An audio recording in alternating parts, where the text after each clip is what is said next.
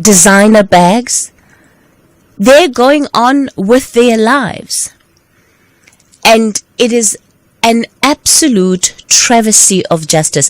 I want to read just the first two lines of this story, because I think it really captures so well where we are with what has happened in this instance. It reads as follows: the Special Investigating Unit boss, Andy Mutibi, revealing that his investigators have tracked taxpayer losses to Tembisa Hospital corruption networks, first identified by Babita Deokaran, to as much as 3 billion rand. It represents a mammoth 250,000 rand escalation from the 850 million rand in possibly fraudulent transactions she flagged and reported 3 weeks before she was murdered. The SIU probe is advancing 3 years after her death, but the police investigation into who ordered her killing has gone cold with no leads and has now been downgraded to an inquiry. And it makes you ask questions about what we mean when we talk about fighting corruption. What does government mean when they talk about fighting corruption? If this is an example of what this fight against corruption means. Yes, the 6 assassins who had been hired have been sentenced, but they didn't hire themselves. The hits didn't order themselves. And yet, there's less hope today that those behind her killing will ever be found. I guess as a country we have to ask, when are we going to get to a place where we're willing to do the right thing? Where how we behave actually supersedes that of self-enrichment. Can we genuinely trust efforts around corruption busting, protecting whistleblowers, when this is the slap in the face that Babita Deokaran and her family have been dealt with? And remember, all she was doing is her job. And every day we talk about how those in public service need to do their jobs. But what happens when they're killed for doing their jobs and there seemingly is no clear will to actually do the right thing? Lots of lip service is being paid here. And it's very clear that 3 years on, there's still many stones that have been left unturned, and it would appear deliberately so in this investigation. And it's absolutely disgraceful. And it's still one of those stories that absolutely gives me chills, because Babita Deokaran could be your mother, she could be your sister, she could be your wife, and this is what we do to the best among us who are loyal and patriotic to this country. So yeah, it is a bit of a heavy morning, I'll say, but of course you get to set the agenda. I'll be taking your call. 086 000 2032 is the number to dial. 086 000 2032 on the WhatsApp voice note line. 0614 104 107. Coming up in the second hour of the show, we're going to be taking a closer look at drawing on the wisdom of elders in restoring our communities. We'll be in conversation with the Institute of Africology. And in the final hour of the show, it is the Friday wind down. It's going to be a bit of a throwback and a throw forward. Here is our guest for today.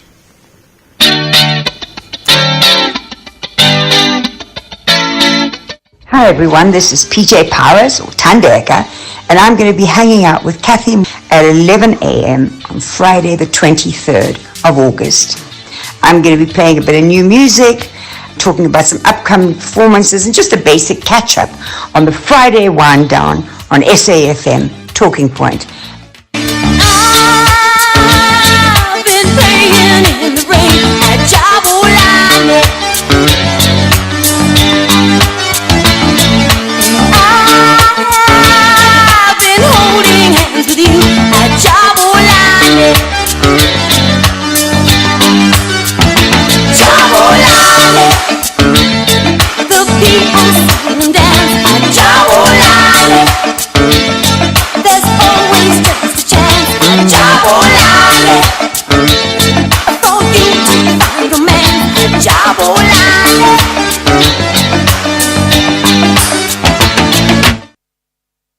Thandeka is our guest for this Friday wind down show, coming up in the final hour of this of the program. So please do stay tuned in as we catch up with the impeccable PJ Powers. We're going to take a quick break. I'm back with your calls after this.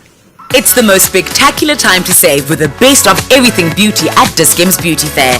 Join us for our iconic 25% off fragrance extravaganza. That's 20% off plus an extra 5% discount for benefit card holders on all fragrance brands such as Zoe, Hugo Boss, Jimmy Choo, Mugler and more. Now on for 2 days, 31 August and 1st September. An extra day of discounts for you in store and online. Only at Dis-Chem, better beauty starts here. The Serengeti, located on the northern part of Tanzania, bordering Kenya on the north and Ngorongoro in the south. Home to the African Big Five and millions of zebras, birds and other predators. Serengeti 2 returns to the unspoiled corner of the Serengeti for more animal drama. There's humor, heartbreak and nail-biting tension as new characters move in and familiar faces continue their stories. Channel your inner adventurer with Serengeti 2, Sundays at 6 p.m. only on S3. Open up. SAFM is celebrating its 88th birthday, and what better way to celebrate than with you, our loyal listener. We will be giving away 8,800 to 10 lucky listeners during the month of August. To stand a chance of winning, stay tuned to SAFM and SMS the keyword SAFM88 followed by your name to 41391 and listen to the station throughout the day where you could be selected as a winner. SMSs are charged at R1.50 per SMS. Free SMSs and SMS bundles do not apply. Happy birthday. Happy birthday. Happy birthday. Happy birthday. The Talking Point with Cathy Mohlahlana. Weekdays 9 a.m. till midday. Get affordable car insurance and do more with the money you could save every month. 69-year-old Vivian can afford to treat herself more now that she pays an awesome car insurance premium of only 749 Rand per month to insure her grey 2024 Suzuki Jimny at 85DR. Do you want more? SMS out to 30754 to get a quote. That's out to 30754. Our insurance is a licensed insurer and FSP. T's and C's online. Conversations that you connect with and react to. SAFM.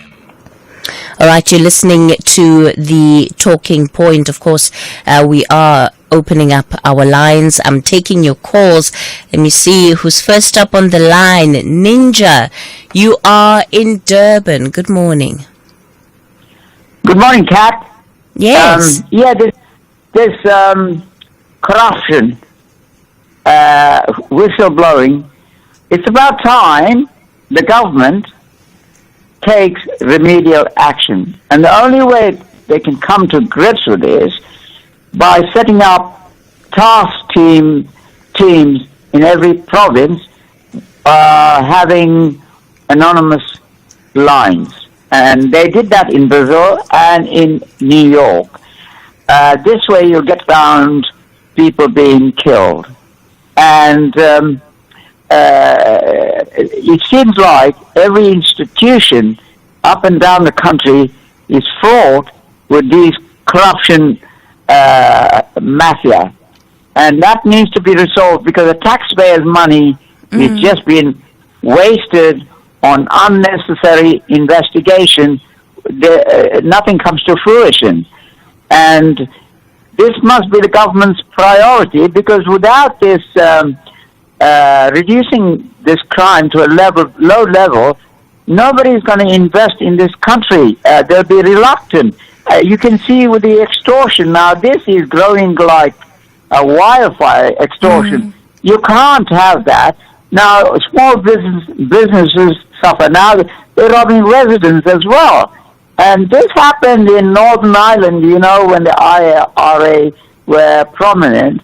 They used to do the same thing, protection racket, to protect people, and the government should take urgent action to redress this imbalance, and, people are just becoming victims after victims. And I think the government... Yeah. Go ahead. Ninja, my only apprehension about setting up yet another structure that is going to be solely dedicated to corruption, investigations, whatever the case might be, is that it almost becomes a way of channeling the lack of efficiency on the part of the prosecuting bodies in our country. Look at what has happened with the Zondo Commission of Inquiry, right? We spent so much money on that. There was so much uncovered, but to date, we are yet to have successful prosecutions linked to corruption and malfeasance that was uncovered during that commission. The low-hanging fruit is for the institutions that already exist to function and to do their jobs. Well, the point is this, what I'm trying to say, it must be, this task team will be intelligence-led. That's how Scotland Yard works. If they're trailing somebody, they will monitor it till they are able to take action collectively.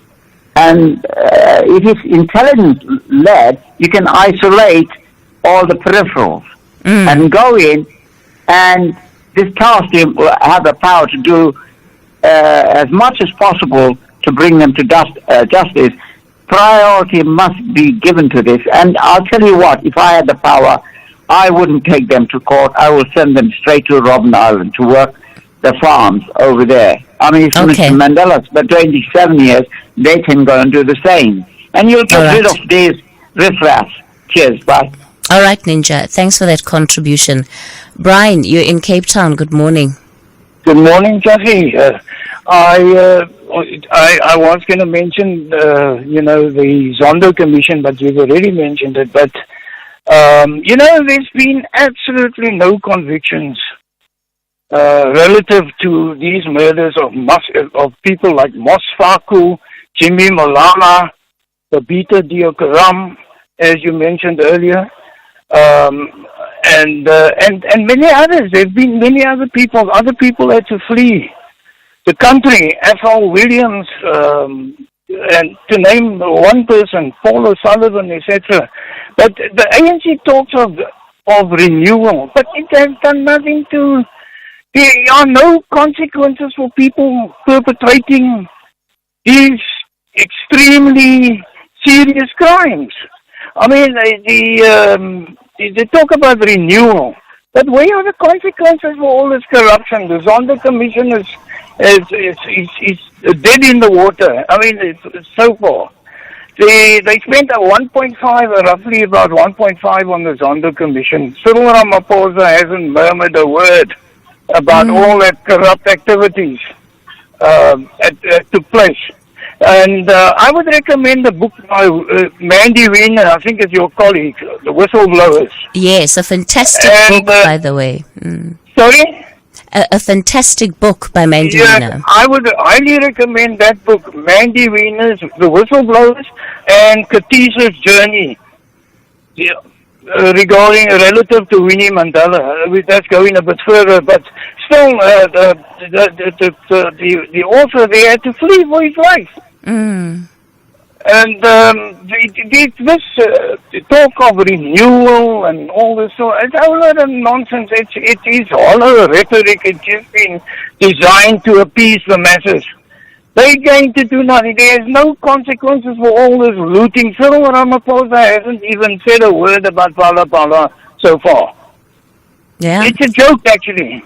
It really sometimes does seem like one big joke, Brian. Let's leave it there for this morning. And the consequences of it are devastating. The impact of it is devastating because people are paying for this with their lives.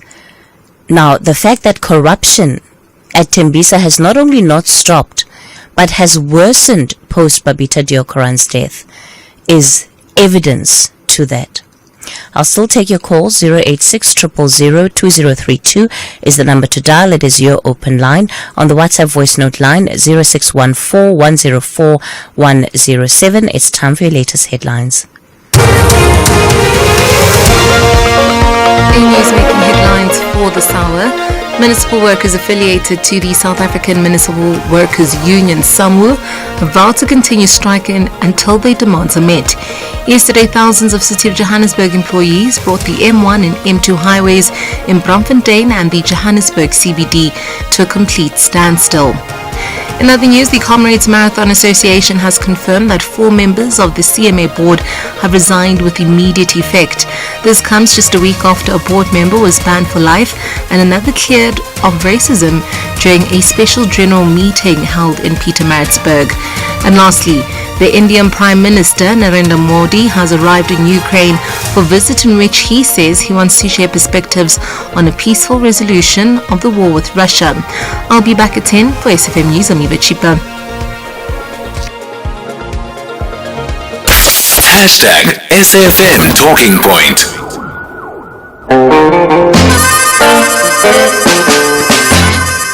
Revolution is the content of what we're standing for. It's not just no, if it's me, you are betraying. Some people will say, you are betraying me.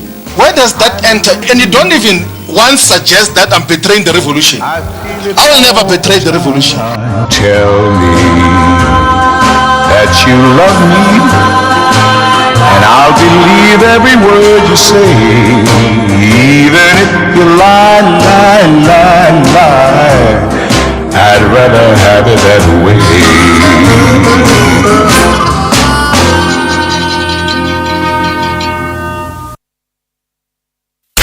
Hashtag SFM Talking Point. Good morning, Cathy. Cathy, the story of Babita Deokaran is a very sad story. Very sad story. 3 years down the line now, no justice for Babita. We are really sorry to the family. Our prayers are with them. But we know those who orchestrated, who are mastermind of her assassination, are the high-profile politicians. The Gauteng government is mum. The national government is mum about her assassination. Hi, Cathy and the SAFM listener. Cathy, you know what? These hitmen, they will never get arrested because they've got the hell of a money. Even the prosecutors, the magistrate, the judges, they know about them. They're gonna give them some money. Those one who get arrested is those who say like, we will save in the money. Once you get out of jail, you are rich. So this thing, even the hitman must get arrested. You mustn't, even if maybe he can be a top person, he must get arrested and then fill in the hit in jail. It's where like this thing gonna stop. Mphatlele here te kuruleni. Good morning, Cathy. The story of Tembisa Hospital, and it's not only Tembisa, it's just that Tembisa has been exposed. There are many of them. Not only health, even in other departments. They are all stealing. Now imagine this. How much 3 billion rand would have done for the unemployed. Imagine that. And the painful thing is that those who are stealing are not the unemployed. Those who are stealing are the ones who are sitting in high offices. So painful. Thanks, Cathy. This is Losing in the Eastern Cape. Good morning, Cathy. Pardon my ignorance. Kindly please clarify for me, what do you mean that people benefited from Babrika's death? The lady who whistleblowed on the Tembisa corruption. How did people benefit? I don't understand. Or you mean by killing her? or the fact that arrests haven't been, not all arrests have been made, or what? Please clarify. And as for the interview with Thandeka, I can't wait to hear that. She's just somebody that I've just admired. Brave woman. Debu here. Thanks. Hi, Sis Cathy. This is Anonymous from Polokwane. Sis Cathy, I'm so confused and I'm even laughing now. When I check on the social media, the ANC members, they are laughing and making jokes about Fred Shivambu joining MK, where they're saying he's confused now and the MK won't last. And some few years it was the EFF. When the EFF was formed, they were laughing at Julius and the other members of the of EFF, saying the EFF won't last. I think there is a serious problem that the ANC leadership must look at, because they are forever into other parties' business. And their party is crumbling and is going down, but they are busy looking at other parties' issues. Thank you. All right, thanks for those WhatsApp voice notes. What did I mean when I say people have benefited from Babita Deokaran's killing? Well, exactly that. Because there are those who needed to be brought before the law, especially those that have benefited directly. When you look at the web of corruption that exists at Tembisa Hospital, you have thousands of rands that was actually millions, right, at this point. If the SIU is looking at 3 billion rand, we can put it at 3 billion. This was money that was looted from the hospital through hundreds of bank accounts, non-existent companies. The people who withdrew that money from those accounts have benefited from her killing. Why? Because they're not the ones that have gone to court. They're not the ones that have stood trial. They haven't had to pay a single cent back for being part of the malfeasance and corruption. So yes, there are people who benefited from Babita Deokaran's killing. Make no mistake about it. And in fact, those very same people probably so continue to benefit today, which is why the corruption has not ended. Sillo, you're out in Ventersburg. Good morning. Good morning, Sister. How are you? I'm well, thank you, Sillo. I'm good. Yeah, no, I want to touch base on the MK yesterday briefing. I'm not a political analyst or an expert, but from where I was sitting yesterday listening to that briefing, I even hear now the last person on the WhatsApp that's saying ANC members are doing what with NMK. That is only pure politics. This is a democracy. We need to politicize everything that we see fit to politicize. But as it's where I'm sitting here listening or viewing yesterday MK briefing, there's a lot that needs to be done, Cathy, for MK to convince. Yes, MK convinced people to vote only because of the former president. Actually, MK party does not have an actual structure that is democratically elected by its members through the conferences and all those things. It does not even have structures in the branches where they are democratically elected as those. But hearing yesterday announcement of that Shivambu is going to be a national organizer, I just want to understand what is the national organizer. To my understanding, national organizer, it means that Shivambu has to go back to the ground and mobilize again the the MK party so that and build the structures. That's what I'm saying. Exactly. He needs to do that. To my understanding, it seems that Shivambu is the one that is going to wake up or form MK or mobilize or make people understand what is all about MK and its policies, or if it does have policies, because it does not even have a constitution as we are speaking. Look, that's part of his job as well. It falls under his job description. That's what I'm saying. Floyd, honestly speaking, ka Sesotho re ka reka dito o hlafune plate o hlafune dijo tse fetang molomo wa hae. He bided too much that we can even chew, because at the end of the day, if like a former president was like yesterday commending him that this young man from ANC, you see his strong abilities. 50, I'm still waiting. I'm still waiting to see the strong characteristics of Floyd to form the MK again, because now, honestly, it seems as if they are forming the MK again. Okay, Silo out in Ventersdorp. Look, I think, if we're being honest, MK is a party that started towards the end of last year, December, really only got off the ground earlier on this year.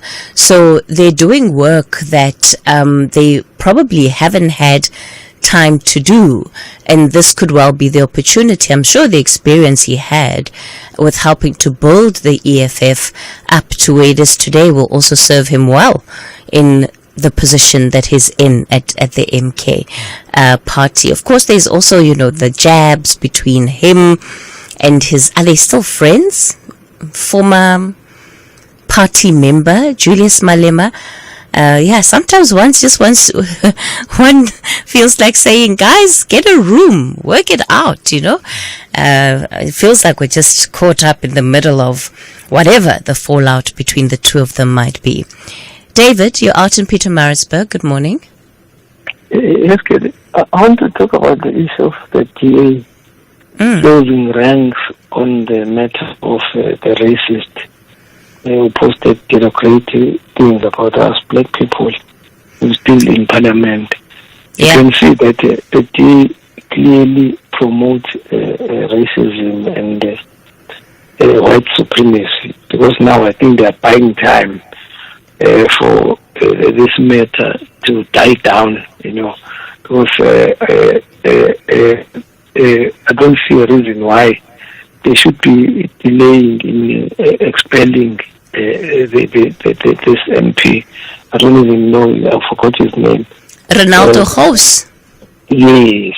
So I think maybe we should raise this matter clearly, that the DA promote and support racism and white supremacy, because you can see that they are closing ranks and they don't want to expel him. They want to protect him at all costs. And do you remember how they justified it, David, at the time that MPs were being sworn in? They said, they were busy conducting an internal investigation in the party, and until there was an outcome, he was expected to continue with his duties. And since then, there's been no word of the inquiry. At first, we were told that he was suspended from party activities, but there is evidence to the contrary about that in terms of what has happened over the last couple of months. So it does seem like they're just shoving to the side and hoping that people will forget about it, and Ronaldo House will continue doing his work as an MP without ever really having to be held accountable. Yeah, but we all know that when it comes to their white representatives, they are quick to close ranks and protect them. So, but I know that if this matter was involving one of their black members, he or she would have been suspended by now. So it's clear that whenever you interview Evelyn Zille, you must raise this matter, and you mustn't deny that they are promoting and supporting racism and white supremacy, because it's clear They won't divorce it because it gives the white people power and also put them on a pedestal to control other racial groups. So that is why they are supporting it. Thank you. David, thanks for the call. Temba, you're out in Heidelberg. Good morning. Morning, Cathy, how are you, my lady? Doing well, Temba? Cool, my lady. Yes, Cathy, it is very saddening indeed, heartbreaking, so to say, that a poor heatheness of that nature had to pay such a huge price with her own life. Yeah, so, but if you look deeply into shenanigans of this nature, you discover that they have been started at a very recently, and I'm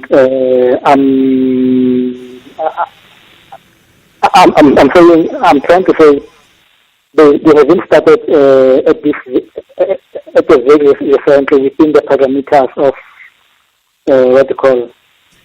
of the so-called post-apartheid regime, Even during Mandela's term or David's term, I suppose if you once read the book once written by, written by this brave investigative journalist, Mveli Africa. The book, if I'm not mistaken, is entitled Nothing But the Truth. Apparently, there is a passage within the book whereby the author mentions that he was once taken to the middle of the Kruger National Park, after he was severely beaten up and he was, he was left in the middle of the Kruger National Park with the hope that he will be eaten by the wild animals. Is that my point?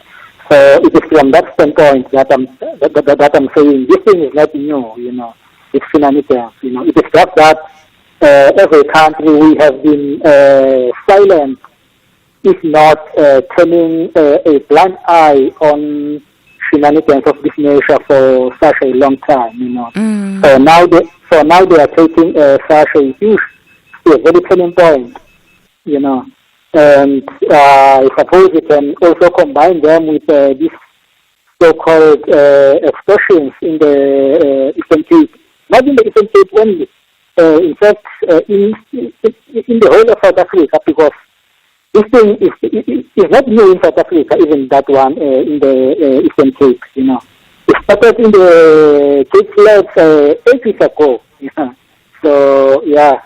Okay. In fact, we've been turning blind eye on things of this nature. So now we are paying a huge price, Yeah. And unfortunately, those who pay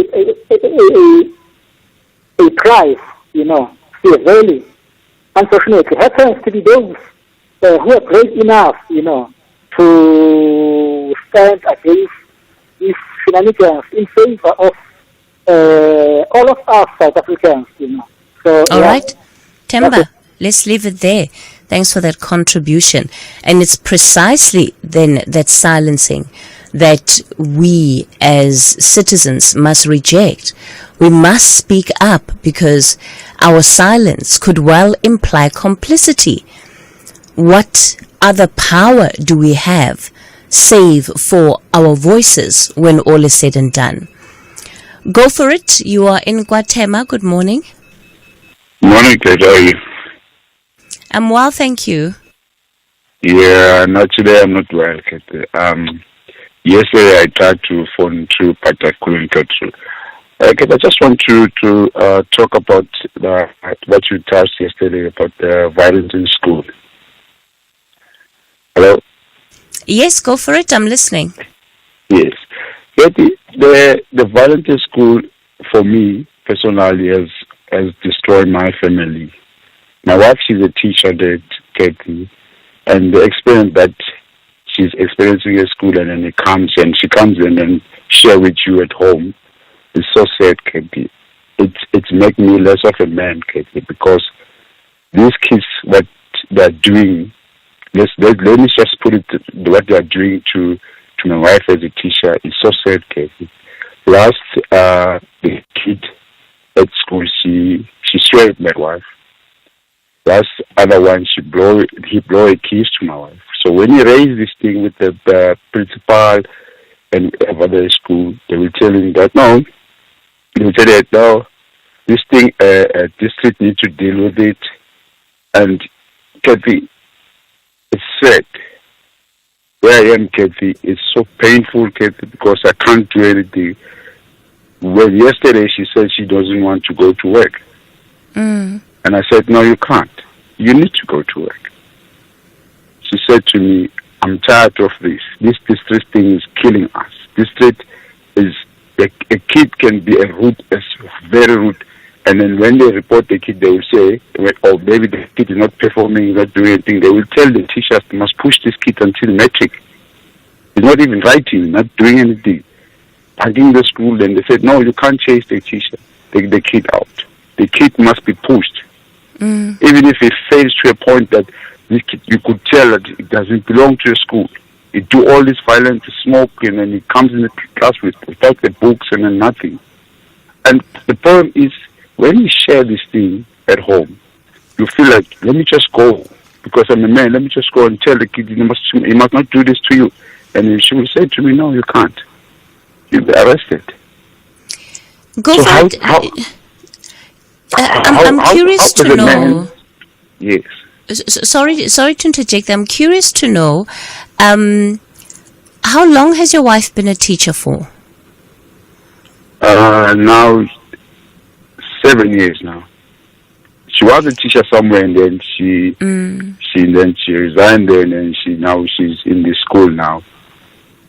And then do you get the sense that her experience as a teacher has worsened over the years? Has she always complained about things like this, or is it just getting worse? It's getting worse because of the district. They can't do anything to this kid. These kids are very rude. I can't even mention things that they are doing in radio. I can't even say things what they are doing to these teachers at school. They will she will tell you, you will just sit there and watch. When you say something, this kid, last they told you that, no, we'll meet after school. Can you imagine a kid telling your wife that we'll meet after school? I'll be waiting. And then when she tried to go, the kids were waiting outside. Waiting to confront her? Yes, even confront to fight her. Sure. They were waiting there. Lucky, and then I got a call, but then I was not working around, I was very far. Can you imagine, how can you work and then knowing your wife that some people are waiting for her outside the school? There's not even parents. Those kids. It's so sad, Cathy. Let me tell you, it's sad to a point that sometimes I feel like crying because I cannot do anything for my wife. I cannot help it. I cannot. Go for it. I cannot do anything. It's just to listen to her, but I cannot do anything. It makes me less of a man because your partner comes to you and tells you this thing, but you can't do anything, Cathy. You can't. Yeah, go for so it. This violence in school is so bad. It's so bad to a point that it's bad, Cathy. It's bad. I'm telling you, it's bad. Yeah, thank you so much, Go For It, for calling in and giving us that particular perspective, especially as somebody who lives with a teacher who's experiencing the intimidation, the harassment on a day-to-day basis. I do think that we are going to need to have a conversation where teachers also just share their stories and tell us what they're seeing, so that we can have a full appreciation as society for what is actually happening in classrooms. Thanks for the call. Go for it out in Guatemala. Meshach, you and Harry Smith, good morning. Morning, Cathy. I want to ask you, how are you? Then I know you're always fine. You're always fine, yes. Cathy, I phoned the radio station 2 months ago, you see, trying to get help about my son who was diagnosed with hyperthyroidism, an issue with the thyroid. Then I remember. that Manapo in Maluta Pofu has given him the meds that has expired. But okay, that I forgot about that because Lebo told me that they're trying to approach the Manapo people, then they're not coming in. But now, what I wanted from SAFM, because Ndu gave me the numbers to Baragwanath Hospital. Then Baragwanath, when I phoned the receptionist, said, okay, Meshach, the first appointment will be 2,500, of which that money I have raised. You see, I wanted you just to give you the numbers to the to Baragwanath, because most of the people were so perplexed that how can a public hospital charge you so much for that, you see. But now, what I'm deciding now, because I've raised 2,500, I want to raise another 1,000 or 1,200 to go to Rosebank, because Butana, I'll go to Rosebank, I'll drive around and ask Butana to go to Baragwanath, because SAFM, I mean not SAFM, your show has sort of failed me, Cathy. Thank you very much for today. Thank you, Cathy. Okay, Meshach, thanks for that call. Look, and I understand, Meshach, where your plea is coming from, and me and my producers have tried our best to follow up on the issue that you have raised with us. As you said, Lebo did give you feedback. We did reach out to the hospital in the municipality that you're in. We also reached out to the health department in Gauteng because you want your son to come and get treatment here. Sometimes we're able to get quick results. Sometimes we're not.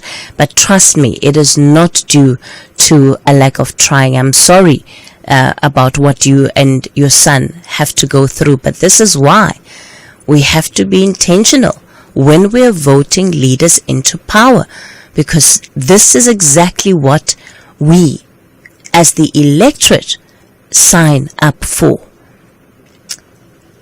We're going to continue with the show.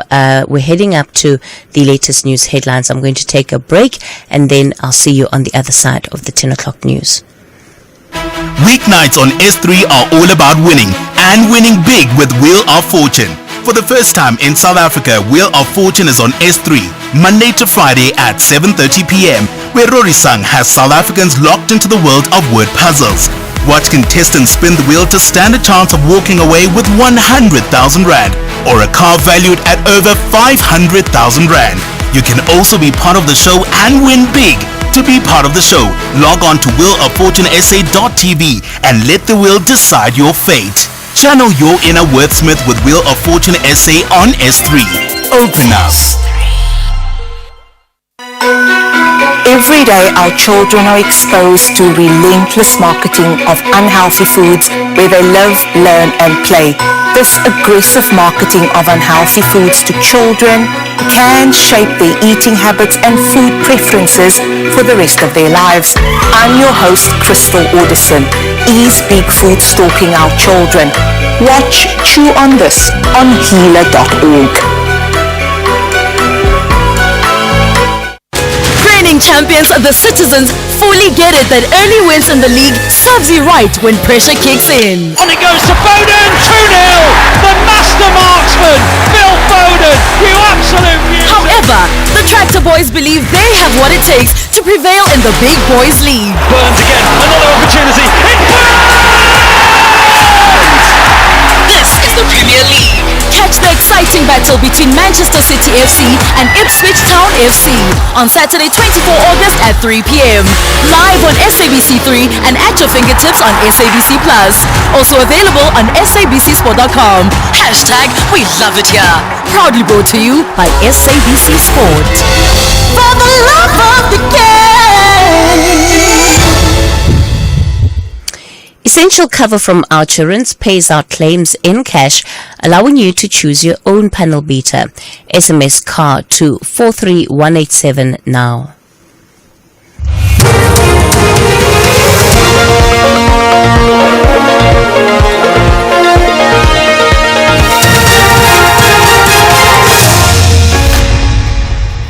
In your top stories at 10, 2 people gunned down on the Cape Flats and board members of the Comrades Marathon Association resign. Good morning, I'm Eva Chipa. 2 people, including a 15-year-old girl, have been gunned down in a shooting incident in Bainslow Street in Mitchell's Plain on the Cape Flats yesterday. Police spokesperson Wesley Twigg says 2 other victims, aged 23 and 16, were wounded. The 24 and 15-year-old victims were declared deceased on the scene by medical personnel, while the other victims were taken to a medical facility for medical treatment. According to reports, unknown suspects approached the victims on foot and started shooting at them before fleeing the scene. The motive for the attack forms part of the police investigation. Human remains have been exhumed in a disused school toilet in Kariba village near Burgersfort in Limpopo. The remains are suspected to be those of a minor girl who was reported missing 5 years ago. The remains were found after a local tavern owner and a suspect had allegedly pointed out the scene after an angry mob had set his house alight. Police, however, say the identity of the remains will be revealed after conducting DNA tests. In other news, municipal workers affiliated to SAMWU have vowed to continue striking until their demands are met. Yesterday, thousands of City of Johannesburg employees brought the M1 and M2 highways in Braamfontein and the Johannesburg CBD to a standstill. The demonstrators are demanding back payments amounting to 10.3 billion rand dating back to 1995. SAMWU's Deputy Regional Chairperson, Lebogang Ndau. The payments dropped 10.3 billion. The workers were saying to the city, we understand it's a lot of money, we do not want to cripple the city. But on the 31st of July, council passed that the city can now move to category 10 municipalities. But they did not have any budget, so it means in paper, the workers in the city of Johannesburg are recognized as category 10, but in terms of financially, there was nothing towards that. And the third part is those that are refusing to pay now, their salaries are correctly paid in terms of the category of the city. That is what agitated the workers. The Comrades Marathon Association has confirmed that 4 members of the CMA board have resigned with immediate effect. This comes just a week after a board member was banned for life and another cleared of racism during a special general meeting held in Pietermaritzburg. The members who tendered their resignation include CMA Chairperson Kondisi Ngobo and Vice Chairperson Leslie Bernard. Jeff Menard and Peter Proctor, as well as CMA member Buisani Ndlovu, have been appointed as appointee board members. Now to the Eastern Cape, where SANRAL has warned motorists to be cautious when travelling on the N2 near Blue Water Bay in Gqeberha. The road has been temporarily closed due to a high tide, and traffic is being redirected via John Talent Bridge through Deal Party. SANRAL Regional Manager Mbulelo Peterson. This temporary closure is due to rising tides, which have caused rock debris to be deposited onto the N2 highway. SANRAL's maintenance teams are on standby and will begin clearing the debris once the rough water conditions subside. Motorists are urged to remain cautious and reduce their speeds while using the alternative routes. And lastly, looking further afield, the Indian Prime Minister Narendra Modi has arrived in Ukraine for a visit in which he says he wants to share perspectives on a peaceful resolution of the war with Russia. Modi has described himself as a friend and partner of the Ukraine.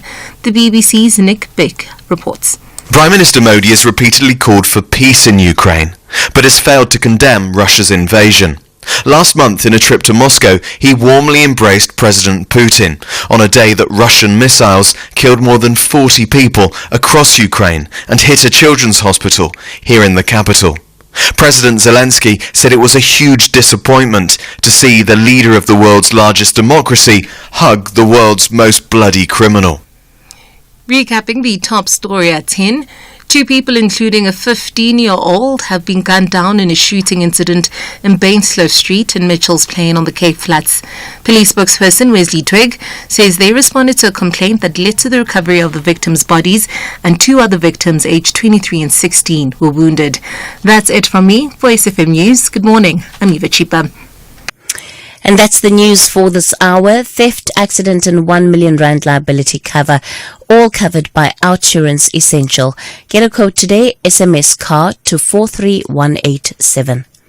Catch the Tastemaster Junior this Tuesday evening at 7 on SABC2 as the top 8 take on a new challenge. This week, they delve into the world of social media and learn what it takes for a recipe video to go viral online. Working together, they must create their own unique version of a famous social media bake.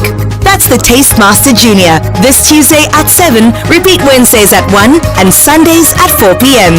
only on SABC2.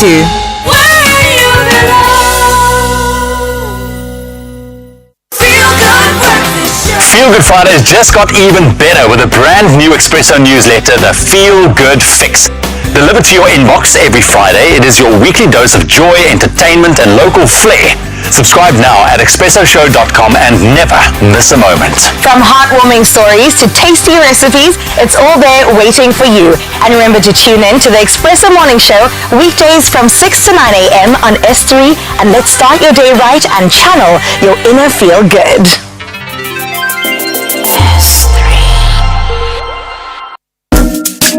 SAFM is celebrating its 88th birthday, and what better way to celebrate than with you, our loyal listener. We will be giving away 8,800 to 10 lucky listeners during the month of August.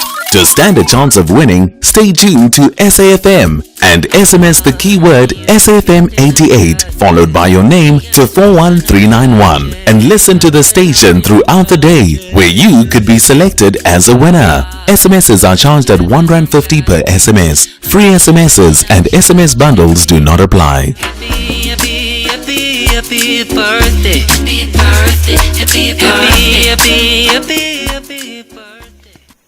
Your own panel beater is like your favorite holiday destination. Not everyone's top 10, but perfect for you. Outsurance gets it. That's why with Outsurance Essential, your claim is paid out in cash to use your own panel beater. Also get up to 1 million rand liability cover and other great benefits at a low cost. Outsurance Essential is priced for cars older than 5 years, valued under 125,000 rand and not financed. SMS CAR to 43187 or call 08 600 60,000 today. Outsurance is a licensed insurer and FSP. T's and C's online. Standard rates apply.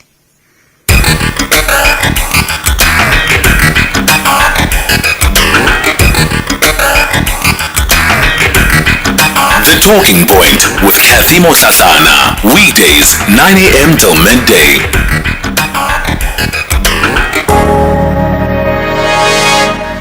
You're listening to the second hour of The Talking Point. Welcome to the show.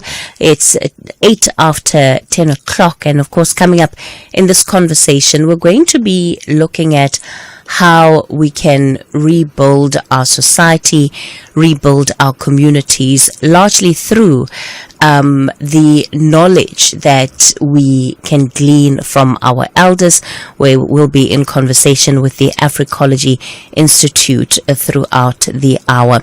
Before we get to that, lots of your WhatsApp voice notes and text messages on various issues this morning, and I absolutely echo the sentiment of many of you that has been expressed this morning around how devastating it is that 3 years on, we still have so many unanswered questions when it comes to Babita Deokaran's assassination. But most importantly, the reminder that she is not the only one. She is not the first one who has paid such a dear price that is with her life when it comes to doing the right thing in this country. And I think that's important, because if nothing changes, the list will continue. We will say Babita Deokaran and counting. And that's what we need to change. All right, so I'll play some of your WhatsApp voice notes and then we'll get into our conversation for the hour. Cathy, I'm Takata in Cape Town. I am also paying tribute to Peter Dukaran, who was killed for doing good. You are a rock woman. To her family, we are not forgetting her. Secondly, Cathy, we viewers, when there is something that is unruly in our locations, we come with advices to the government. As the government always said, these things are happening in our locations. When we opted to the death penalty that must be reinstated, we don't want people to educate us and tell us about the past. We talk about the recently things that are affecting us now. If death penalty was bad before, no, we're talking about now because we are affected. We are killed by the criminals who just go benefit leisure in jail. Thanks, Takata. Morning, this is Kevin. This is Kevin speaking to Tabo, the truck driver here. This is Kevin. Yesterday, there's a listener that sent a voice note saying that the drugs must be gone, the train must come back. I'd like to differ with that person. I heard him saying that these drugs are killing us. I'm not saying drugs don't cause accidents, but sometimes drugs cause accidents because the small cars, they don't want to maybe help us use the road at the same time. You cannot overtake me and brake in front of me. I'm pulling at a 5-ton load here. I'm not going to stop immediately. So I think it's high time that the government must start making awarenesses and campaigns to educate people about the operations of drugs and how does the drug operate. Then the accident will be eradicated or lowered. Morning, Cathy. Will from Island. And Cathy, I used to have a friend who made a contact with someone who was working at Bara Hospital. This guy, Cathy, confessed to this guy and say, I've got 3 bonds. I'm working at the supply chain. I've got a problem. I need a cut. I need to give you a contract to deliver vegetables and other stuff in hospital, but I need a cut. I've got 3 mortgage. I cannot manage in the car. So now these houses that I bought, I made a deal with you. You deliver, I get a cut, we get a cut. So I don't know how far the deal went because I told this guy, say, hey, bro, I'm not part of this thing. Yeah. Good morning, Sis Cathy and the listeners of SAFM. Sis Cathy, I like your show. I like your show, my sister. Every day I'm listening to show. I like SAFM. So, but I'm fear to call. I'm fear to call because I'm not good in English. So, keep it up, my sister, and enjoy weekend. Anonymous from Polokwane. Thank you.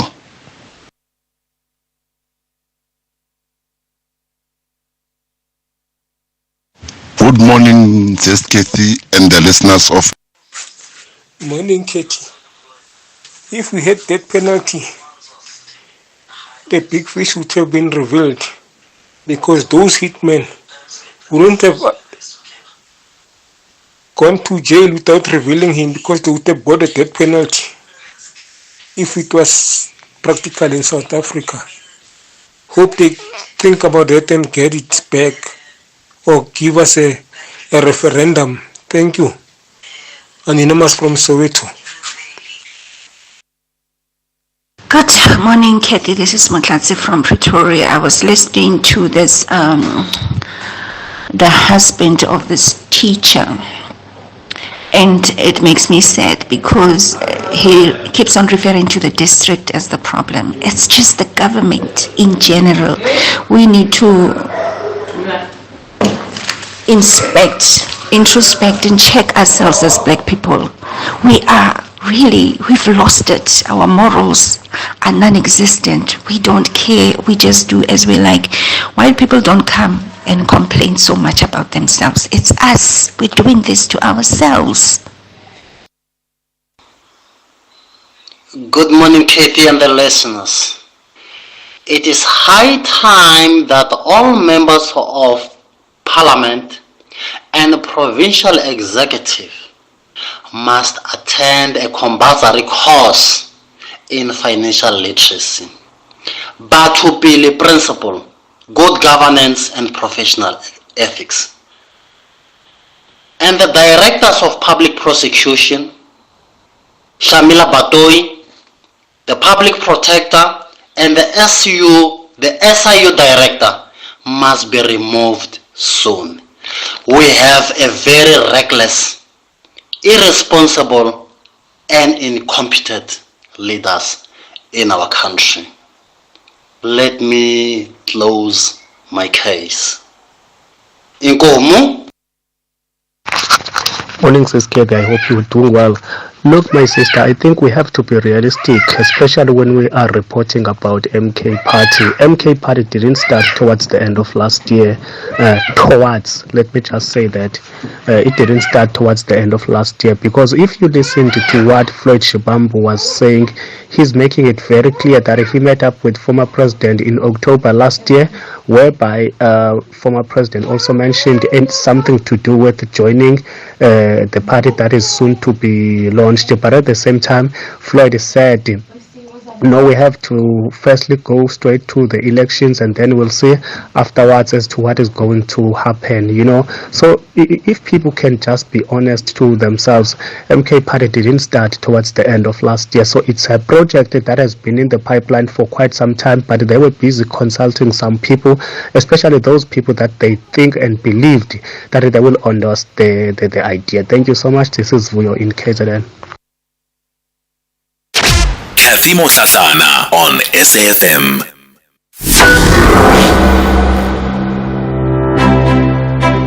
This Women's Month, celebrate the incredible strength, resilience, and achievements of women with our Empower Her Voice of Strength campaign. Join SAFM as we highlight inspiring stories, share valuable insights, and promote gender equality. Tune in for special segments, powerful interviews, and daily inspiration. Together, let's uplift and empower women everywhere. Be part of the movement. Hashtag Empower Her. Hashtag Voices of Strength. SAFM, leading the conversations that move us. Yeah, we can do this. It's been a long time coming. This deserves to grow. It's a great business. If they don't like it, someone else will. And fund me so I can expand. Maybe I can offer them shares. I need to retain equity for staff. It's going to be good for recruitment. Yeah. Possible begins with that one great idea. When Telkom enables entrepreneurs to make their ingenuity a reality, we grow local economies. Telkom. Possible begins here. Join us in celebrating 30 years of Casual Day Impact in support of persons with disabilities. Our theme is I See You, a powerful call to action to create an inclusive society where everyone is valued and recognized. Support by wearing your Casual Day stickers and support your merchandise on Friday, 6 September. Available from participating NPOs, retailers, government departments, schools, and casualday.co.za. Follow us on social media at Casual Day SA or WhatsApp 076 611 4780. This is an SABC supported initiative. The Talking Point with Cathy Mohlahlana. Weekdays 9 a.m. till midday. Well, let's continue the conversation then on the Talking Point this morning. And I guess this Friday, as we wrap up the week, it's a little bit of self-introspection, self-reflection for us as South Africans who are members of families, members of communities. This week we've touched on a wide range of issues, but I think one of the highlights of those was the conversation that we had around violence in our schools. And it was quite clear from that conversation and your feedback that we need to ask ourselves very serious questions about what is happening in our families.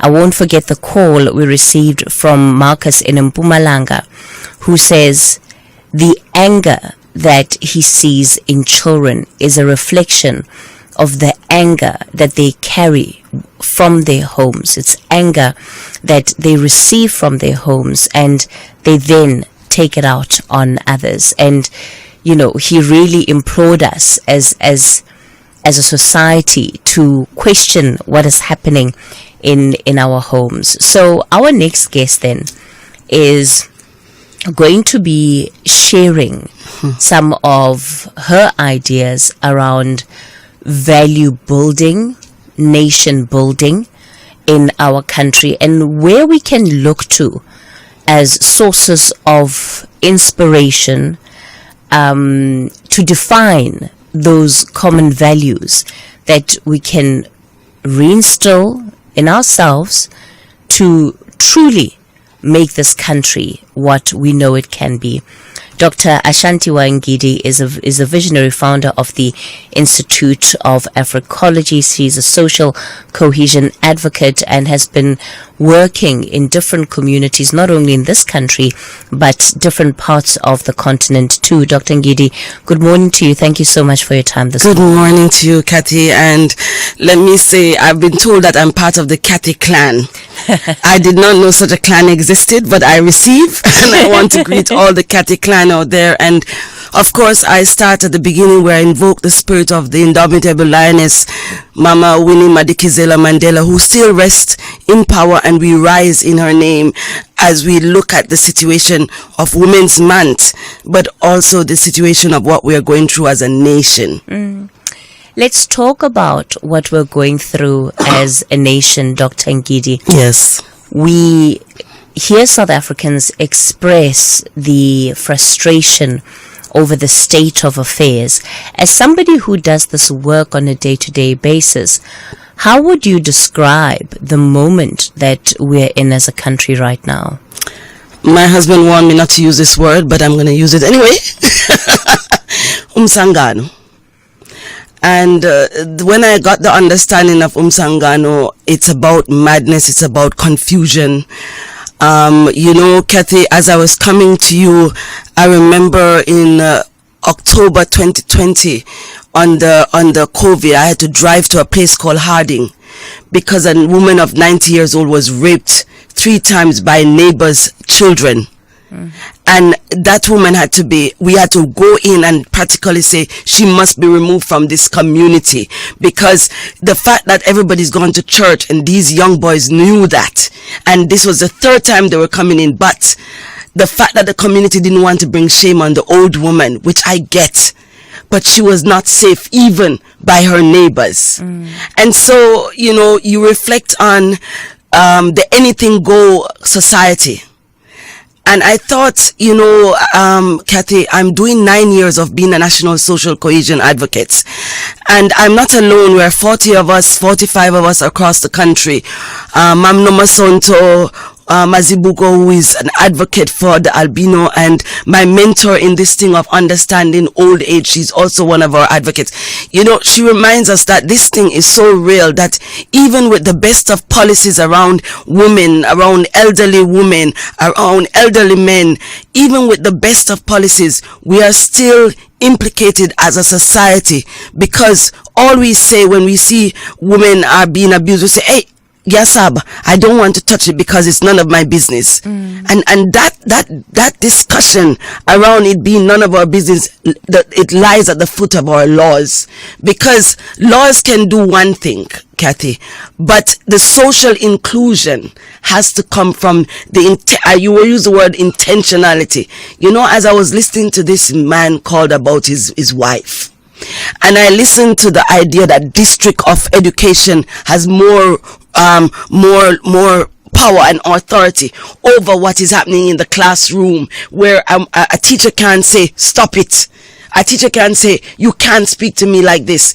Women have become fearful, by the way. And we come from a society where we know that women should not be fearful. We have the precedences, but we still see that women are timid. I was told by somebody who knew I was coming here, but can you just not talk too much about, this Afrophobia and try to talk so that they will not be against you. So what has happened, even in the sight of this whole Afrophobic, xenophobic, even women of substance, women who could be leaders of the society, have decided, let me shy away, because South Africans will say, "Hey, Makwerekwe, why do you think you can come and speak here?" And for me, I refuse to be afraid, because that's what the society has done to us. Allowed us, pushed us in the corner for women to be afraid. And the other thing for me, Cathy, and I'm just having this man's voice in my head who called just now about his wife. The idea that men must now fear women, and that they're afraid of us because we have so much laws that backs us. Where do we begin that conversation of national unity? And for me, this weekend we're going to go into a pre-workshop on what is the women's position on this so-called national dialogue. Because these dialogues cannot happen if we don't have community dialogues. We cannot go into a big room until we have met each other outside of the big room. And for me, when I talk of social cohesion, one of the things I keep on saying, we have something called the National Development Plan. We haven't heard about it recently. But we have Priority 6 that talks about nation building. And I remember in Cape Town when we were over 8,000 people in 2012, Cathy. We were people from off the street. We were people who were vendors. We were not this highfalutin, top with titles. We came in knowing that we had a value system. So let me go to the Africology prism on this. Africans, unfortunately, because of our systematically being trained to hate and mistrust each other, Cathy, our mistrust is so systematized now that women get together and they will say, I can't tell you all my stories because don't trust this one. They're going to steal it. That language already tells us that we cannot produce. And so, you will hear people say, but don't tell them all your plans because people and plans. So we actually hate competition here in South Africa. We can't deal with it. So foreigners are a problem. Migrant women are a problem. People who speak proper English are a problem. People who speak their Zulu are so we have an issue of this. Where do we find our value and understand it that my value is just as good as Cathy's value? Cathy's value is just as good as Slindile's value. Where do we understand that our value is not something that forces us off the table, but it encourages us to bring our values? The other thing is, what principle are we under as a country? We talk about Ubuntu, but is Ubuntu a value or a principle? And if we can't get to that place of understanding what this core that's supposed to hold us together, do we give emphasis and shine the light on the value of Ubuntu or the principle of Ubuntu? And what's the difference? Well, a value for me, the principle is what, when you get into a room, you already understand, Cathy, that there are certain principles that bring us together here. But the value proposition says, this is how we are going to be working so that we can get better value out of our time together. Right? And I think we need to go back to what is the principle that holds South Africa? And what are the values that holds South Africa? And the other day I was asked, who is a South African? And I thought, that's weird. Even to get to that place where we're asking that question tells us that we already want to divide and rule who is South African and who isn't South African. And I always say to myself, if the fish comes from the sea, Cathy, and tells you that they've just come from the deep, how do you now tell the fish that they don't come from the sea? And those are the issues that even Home Affairs, when I do meet with them, we have to deal with. Because how can a woman give birth to a child in South Africa? All the legal stuff, I get it, I hear it. But why is that child at the age of 18 never lived anywhere, Cathy? Never ever stepped their foot out of South Africa, not being given the chance to become what they've done in the last 18 years, be a South African, sing the anthem. Their teachers have been South African. They eat South African. They speak, most of these migrant children speak isiZulu very well. At what point are we going to come and just do an amnesty and say, these children cannot be said that when they get to 18, they cannot get to university because they are not South Africans. You know, so that confusion is not clarified. Let's talk about leadership. Before you get into the question of leadership, I'm going to pause you there. We're in conversation with Dr. Ashantiwa Ngidi, visionary founder of the Institute of Africology. She is a social cohesion advocate too. We're speaking about the state of our country and how we restore social cohesion, how we do actually genuinely foster nation building in what sometimes feels like a country incredibly divided. It's 10:30, time for your latest news headlines. Happy and very good morning. With the news headlines, Kemudupi Makhademele. 2 people, including a 15-year-old girl, have been gunned down in a shooting incident at Binesclove Street in Mitchell's Plain on the Cape Flats. Municipal workers affiliated to SAMU have vowed to continue striking until their demands are met, and at least 7 people have died in a fire at a hotel in South Korea. Details of these and other stories at 11. All right, taking a look at your markets this morning, the rand is currently trading at 17 rand 95 to the dollar, 23 rand 54 to the pound, and 19 rand 95 to the euro. Markets in Asia were mainly firmer at the closing bell, the JC mainly higher in mid-morning trade. Markets in Europe have extended gains. Gold is trading at $2,496, platinum $953 per ounce. The price of Brent crude oil is at $77.60 a barrel. The Talking Point with Cathy Mohlahlana. Weekdays, 9 a.m. till midday. We continue the conversation on the Talking Point. We are reflecting on the state of our country. How do we foster social cohesion in our communities? What is the essence even of the social cohesion that we should be pursuing? Dr. Ngidi is with the Institute of Africology. She's our guest for this hour. Dr. Ngidi, before you move on to the role of leadership in helping to provide some vision for the country out of this almost, we seem to be stuck in the miry clay, right? So let's firstly go back to this question of social cohesion.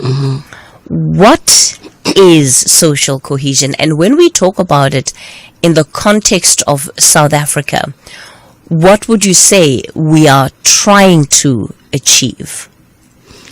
Wow. So, Cathy, you know, many diverse discussions around the social cohesion. And I think when our people had started this idea of nation building, so the word was about nation building, and that discussion started around 1993, 94. And so when the idea of social cohesion, which is legally in all our documents as a nation, it says to include, let me not go any further, the Constitution, the first line, South Africa belongs to all who live in it. So that's the first statement of inclusivity. Social cohesion asks of this country that we not just talk about diversity and Simone, remember Simone? We are one. But in that oneness, we are supposed to be allowed to be feeling included as a culture, as a group, as a person. South Africa should be that environment where someone who comes yesterday, Mafikizola, when they walk into the society, they come under the laws, but they understand that we are a nation building ourselves. It is very hard to explain social cohesion in terms of a definition. Because South Africa is such a phenomena, And it's such a peculiar phenomenon because even 30 years after, we are still asking the question, who is a South African? And therein lies another, like, is Ya Shantiwa South African after being in this country for 20 decades, 2 decades, you know?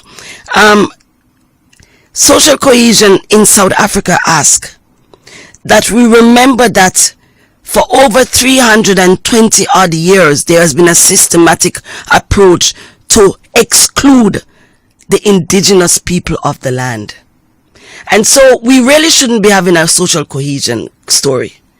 But unfortunately, because of the historical demise of the landmass that is called Southern Africa, we now have to enforce that when we have Heritage Day, you need to have 11 groups performing. It almost has to be enforced that 11 language must greet. It hasn't become natural yet. And so the social cohesion of South Africa still is about, but I'm entitled to not want to be with you. We have Orania. We have states here in KZN where if you're black, you're a suspect because you shouldn't be in that area. So the social cohesion in the air is not about, for us as advocates, is not about trying to win over people to say kumbaya. We're not there yet. But what we need to be saying, we are a nation building people. We are trying to build a nation quite differently. And because we are such a phenomenon, we have to give ourselves time to test this inclusivity, this inclusion. And unfortunately, people depend totally on the laws to do this. This question of inclusivity as it was imagined in the Constitution is something that I think has come under very serious question in South Africa recently. Yes. And probably not least because of the economic situation that many South Africans find themselves in. And one does get a sense of displacement and dislocation among South Africans of living in a country that belongs to all who live in it, and yet even those who are recognized as South African don't feel they belong in it. They don't feel that they have a share of this country. To what extent does that then hamper the efforts around social cohesion? Because of course it'll be very difficult for me to recognize somebody belonging in South Africa, my country of birth, if I don't even feel I belong in that country of birth, and yet obviously believe that I have more right to that land, or should have right to that land. Absolutely. And I think in the 9 years that I've been an advocate, we don't get paid for this work, by the way, Cathy. One of the hardest parts of getting, even European people of European descent to come to the table, to understand why people are not trusting, why people are not happy. Because when we call a social cohesion conference, 90% of the people who walk into that room are all Africans, Indians, coloreds. The people who really should be in the room to talk about the need for cohesiveness are the people of European descent. So we also get questions all the time like, Mamaya, why do you think that we must just accept our own children don't have IDs, but somebody who is a migrant has asylum papers, their children have papers? We have that on the borders. I go on the border towns. There are South Africans who can't get IDs because of whatever's purpose. So we're not away from the community where we're thinking that this social cohesion is something that is working. In fact, it's a struggle because the intentionality of South Africans have a right. Let me say this out front. South Africans have a right to feel that they must welcome who they want in their country. South Africans have a right to say, I need to make sure that my country is secured. It is only right. The problem with this language of that rightness is that It seems that it's only when it comes to Africans coming in the country, then South Africans seem to have a problem. Yet we know, we have the statistics. Europeans are given citizenship every single week.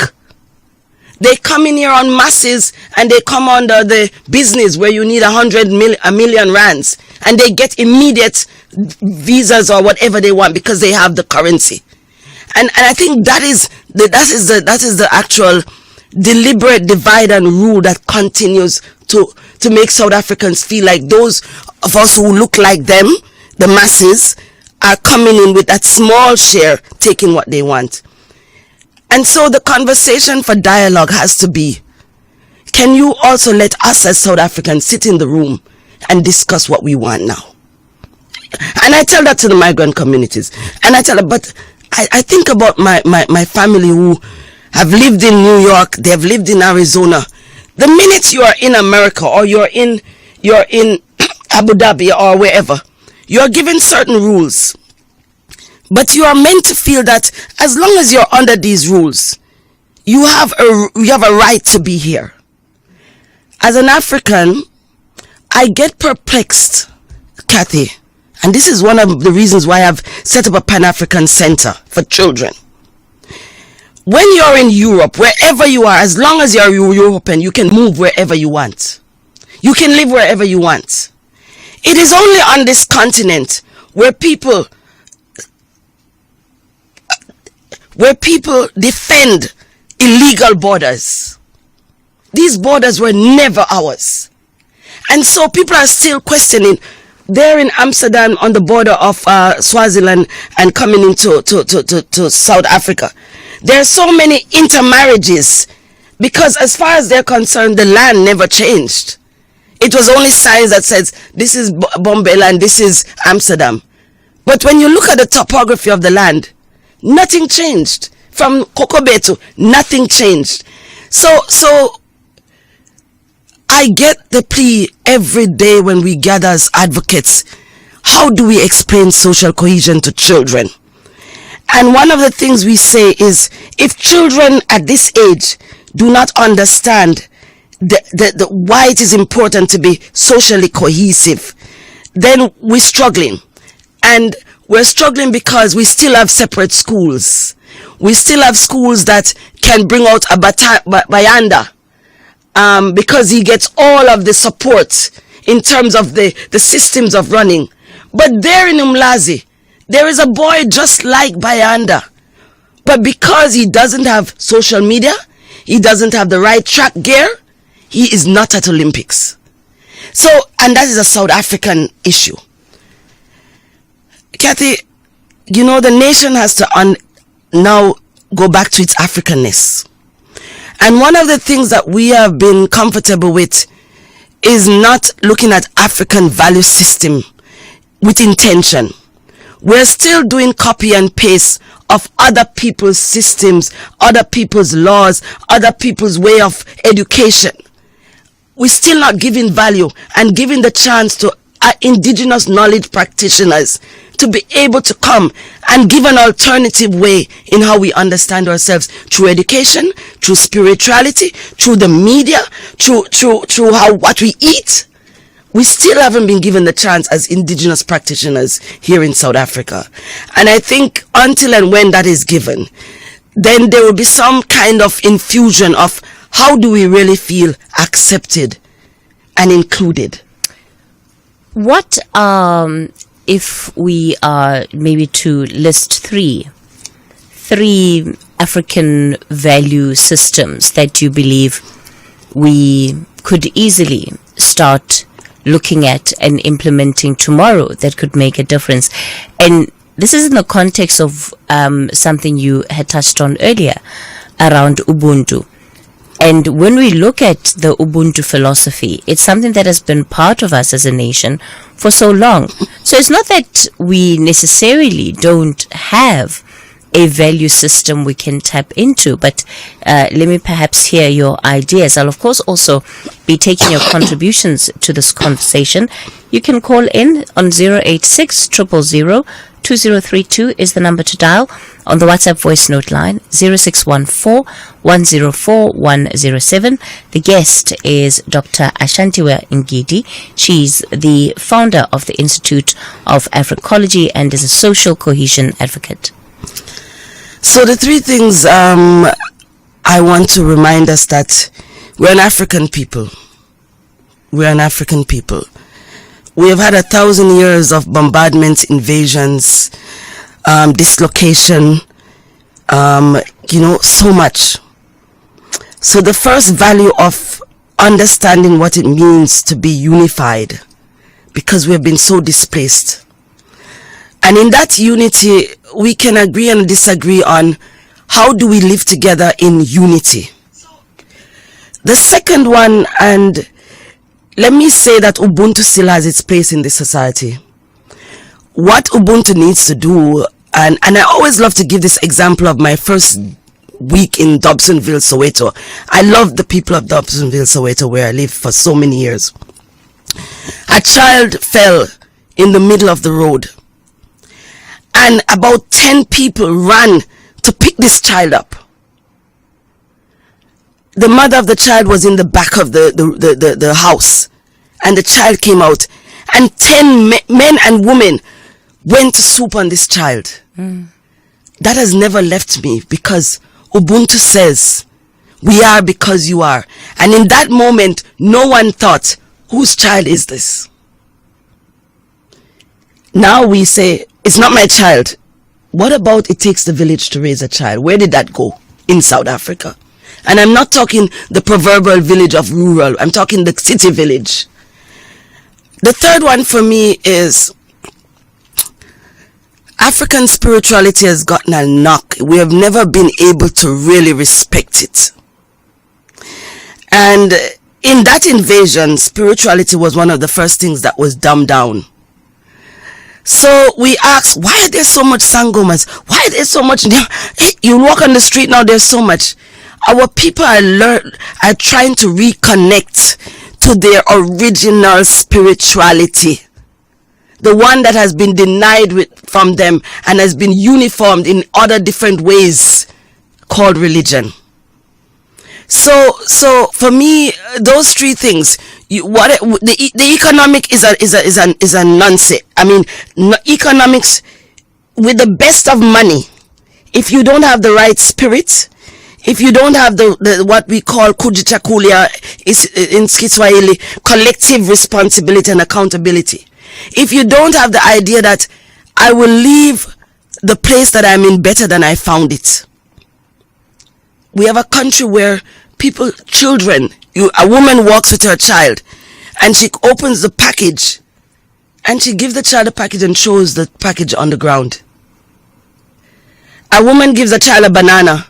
The child takes the banana and throws the banana on the ground.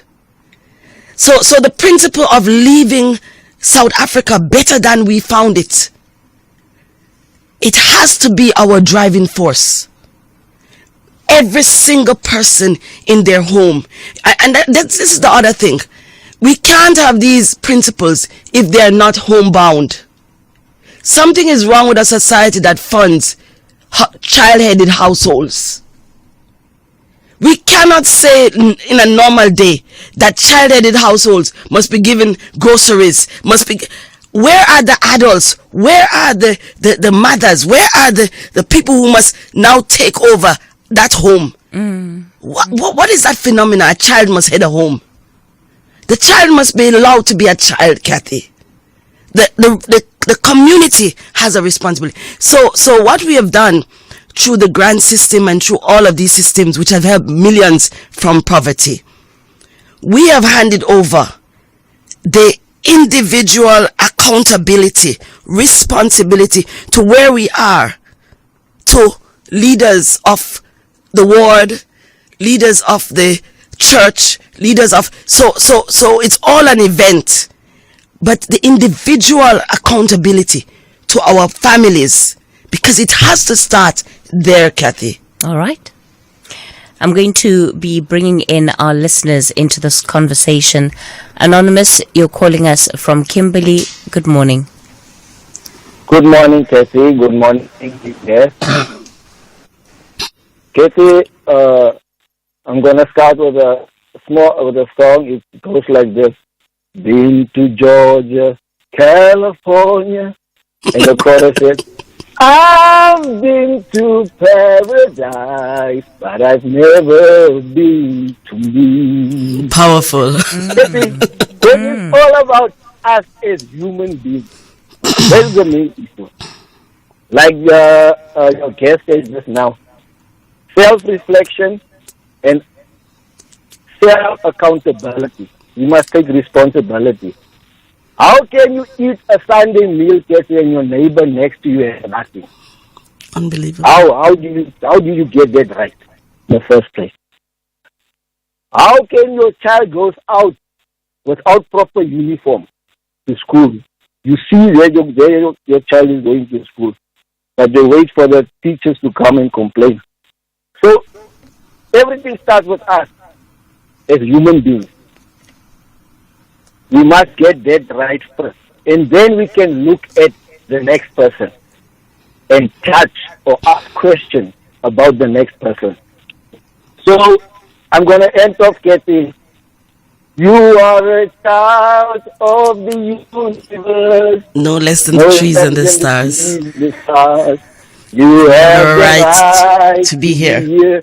That is what it's all about, my sister. Anonymous. Thank you so much for that lovely call. There, Vuyiswa, you're in Parktown North. Good morning. Yes, sir. Yes, yes, thanks for taking my call. You know what, Cathy? This statement of South Africa belongs to all who live in it. It's a neoliberalism ideology.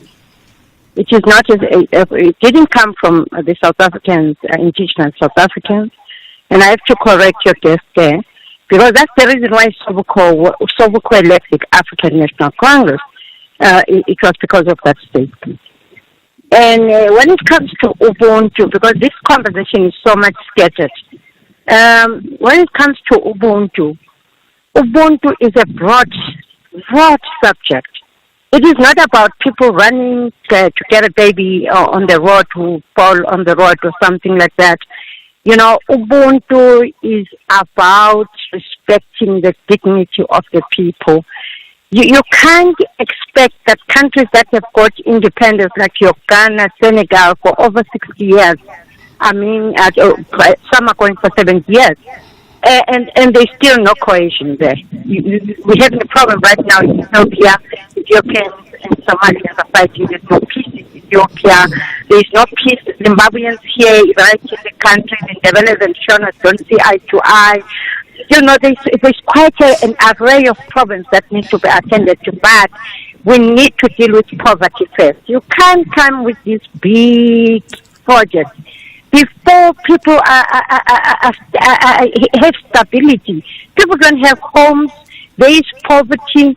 And why, to your guest, why has this thing now, it seems like it's a haste, when we're supposed to be very patient? Ubuntu is very patient. You can't force people into an ideology or into a system that they don't understand while they're trying to get a home, they're trying to get food, they struggle every day.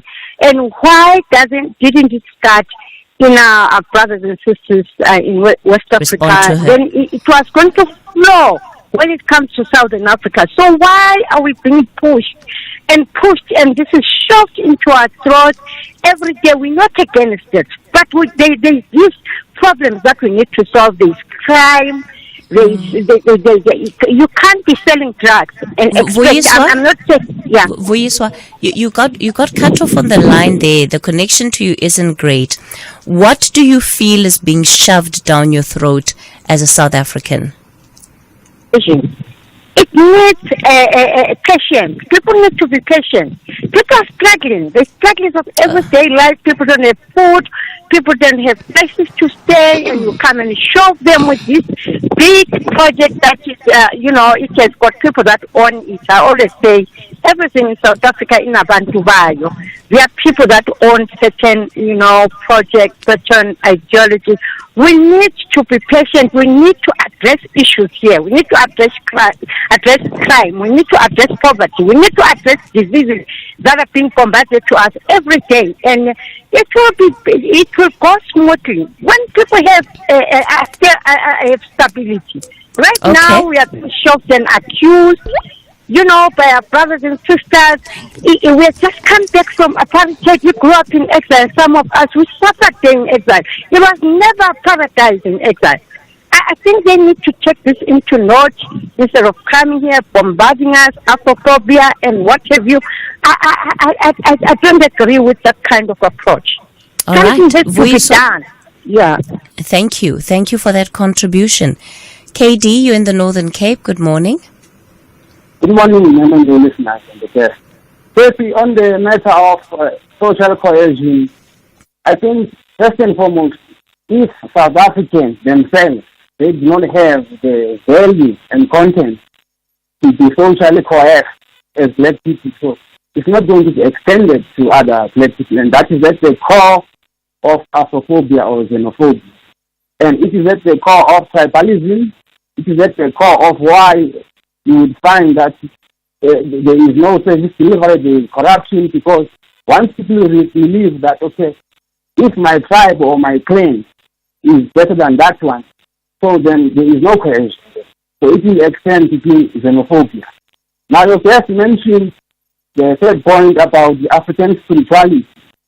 We are where we are as Africans because we had the opportunity to practice our spirituality. And it does not, in most cases, lead to cohesion, because once the ancestors belong to this one, they are not yours. Even at a clan level, you find that this clan's ancestors don't belong to that one. This person is God, they don't belong here. So on the matter of foreigners in South Africa and the Constitution, it is true. The Constitution of South Africa does say South Africa belongs to all who live in it. And that did not come from neoliberalism. It came from our experience. South Africans were dehumanized, they were oppressed. And one of the values they wanted to put into the new democracy was that let no one be excluded. Now what has happened is that the South African society, its political leadership, has failed to put into practice the things that would make South Africans see themselves as valuable humans, as black people.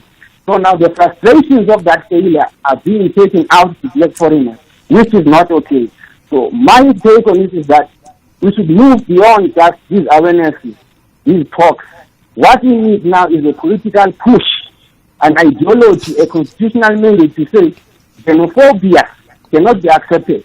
And home affairs and whatever they do, they cannot just do what they want. Thank you for that contribution, KD.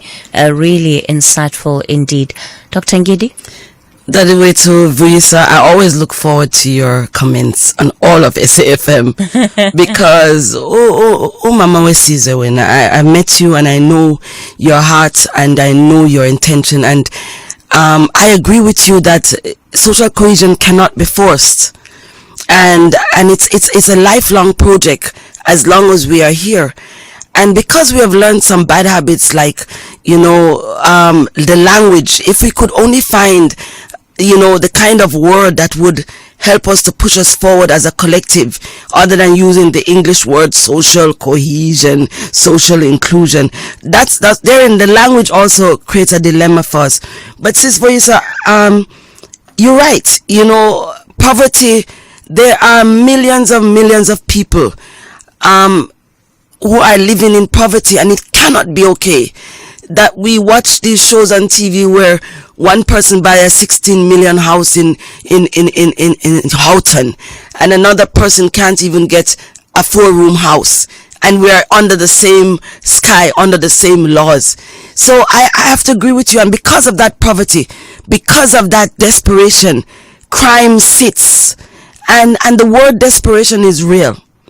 My brother, I hear you about the issue of spirituality, and I think that needs to be spoken about in another community conversation. But lastly, I want to say also, and I like what Sivuisa talk about, the Ubuntu is not just about that child, but the essence of that, what I was trying to explain, Sivuisa, was that, it's an action. It's not something that you have to make up. It's not something that you have to give books so people can learn it. It must come from our innate human nature. And the crooner from the Cathy clan, when you say I've been to paradise but I've never been to me, we are a traumatized people, and traumatized and hurt people. And in this society, we even now, when we hear of a young woman being raped, we say, shame, and it just stops, and it bothers me that that shame. I wish we could stop using that terminology, because it just makes us feel like you should be ashamed, or we feel ashamed for you. So that language of shame continues to permeate. So the trauma of our people, needs to be dealt with. Mental health needs to be dealt with. So social cohesion, let me say to the nation, it's not something that we're going to achieve even in the next 50 years. Social cohesion is an active work of respect. In Africology, one of the first things we always talk about, hlonipho. Because as Africans, as people of the African continent, the one thing that I feel that separates us from the world is the idea that we love respect. And if we can just get back to that loving of respect, then love comes in, then less of the self-hate, then less of the mistrust, then less the language of, hey, women are laughing and they say, I will kill you. And it just shatters me that in a joke you will say, hey, why would we even say such a language in laughter? So Cathy, for me, this conversation requires the voices like Avuisa, requires the voices like, and the people who need to be heard, because that's the other thing, the voiceless. I can't be the only voice around social cohesion. There are many people who are doing it, but it's not given a name. All right. Dr. Ngidi, unfortunately, we're completely out of time for the conversation. Thank you so much for coming into studio to explore this issue with us. And I think absolutely this is not the end of this particular conversation. It's time for your latest news update.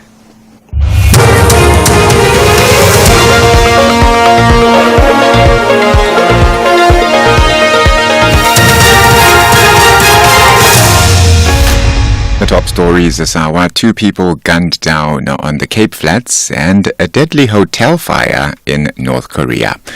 A very good morning to you. 2 people, including a 15-year-old girl, have been gunned down in a shooting incident in Mitchell's Plain on the Cape Flats. Police spokesperson Wesley Twigg says that 2 other victims, aged 23 and 16, were wounded. The 24 and 15-year-old victims were declared deceased on the scene by medical personnel, while the other victims were taken to a medical facility for medical treatment.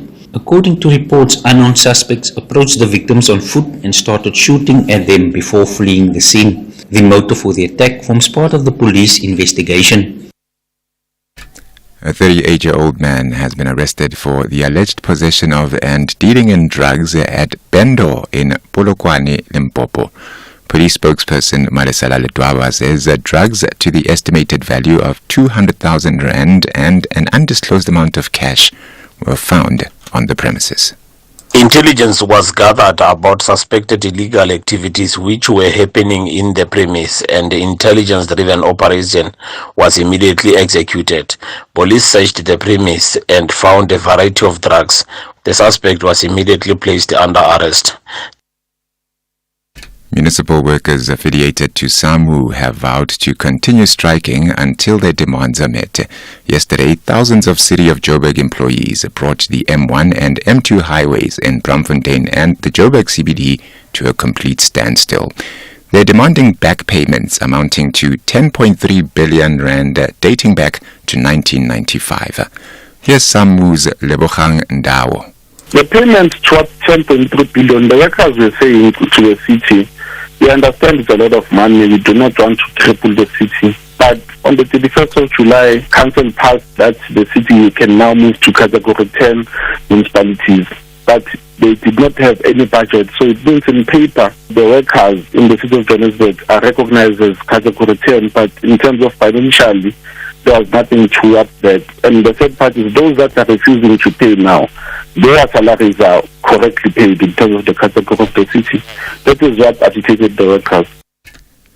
Minerals and Petroleum Resources Deputy Minister Judith Nemadzinga Shabalala has called for increased safety at mines, particularly for female workers, as the country continues to mark Women's Month.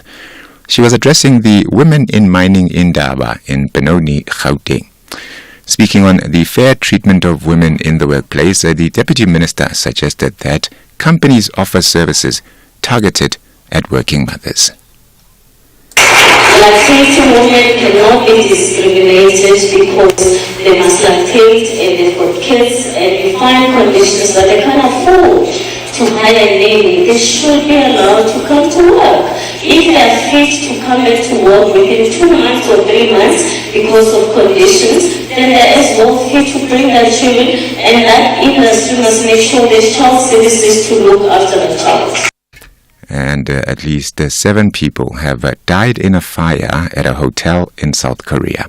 The blaze started on an upper floor of the 9-story hotel in the city of Buchin.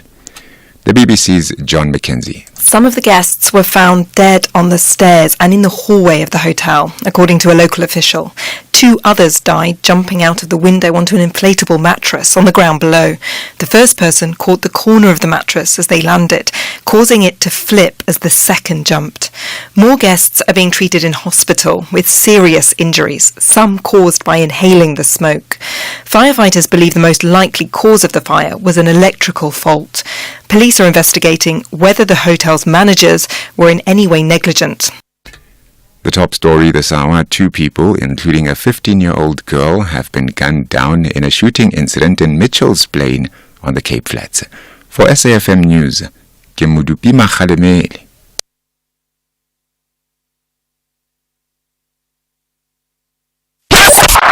SAFM 104 to 107 nationwide, leading the conversation.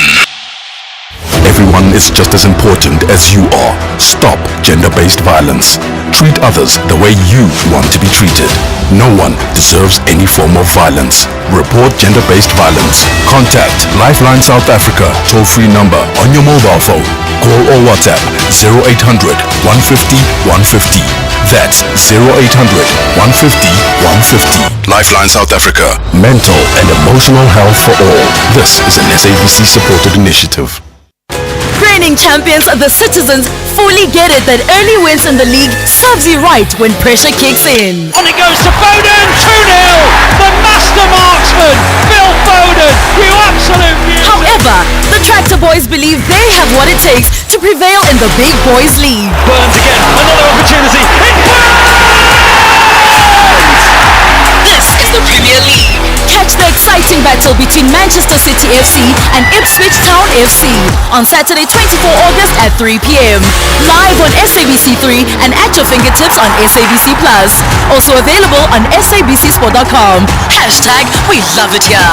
Proudly brought to you by SABC Sport. For the love of the game.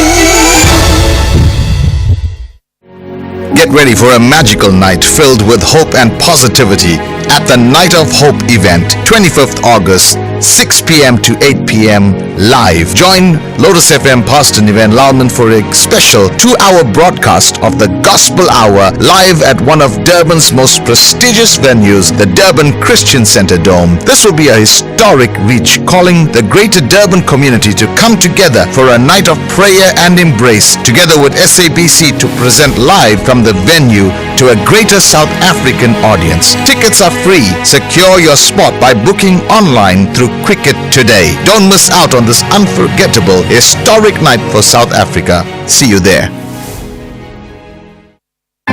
The Friday Wind Down. Kick off your weekend the right way.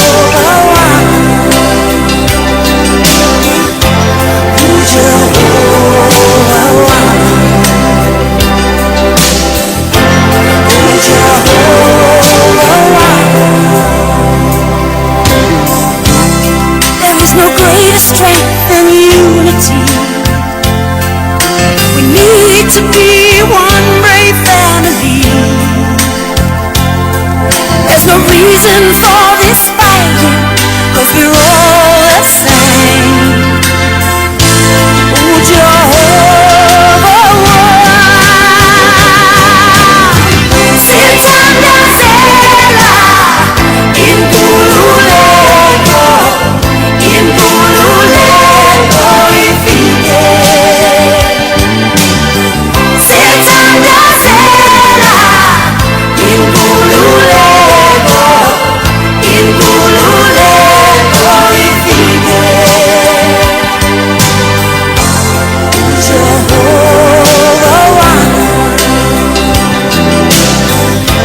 oh Jehovah Wano,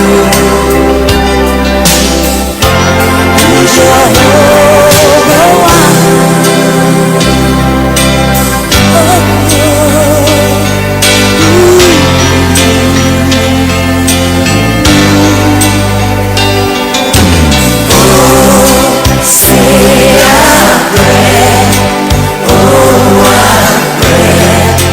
peace will come. Oh, say a prayer. Oh, a prayer. Peace will come. Say a prayer. Say a prayer for me. That peace will come.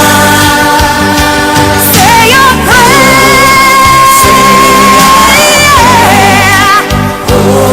Say a prayer that peace will come. Sitanda Sela, Inkululeko, Inkululeko ifike. Sitanda Sela, Inkululeko, Inkululeko ifike. Sitanda Sela, Inkululeko, Inkululeko ifike. Can you hear the children sing? Sitanda Sela, Inkululeko, Inkululeko ifike. Song for peace. Sitanda Sela, Inkululeko, Inkululeko ifike. It's up to you and it's up to me. Sitanda Sela, Inkululeko, Inkululeko ifike. Come together now, all of us. Good morning, Tandega. This is Bogani. Hey, Skelem the drama. How are you? Hey, long time. No. I wish you best luck on all your endeavors and may your new music sell and sell and sell. Sharp Tandega.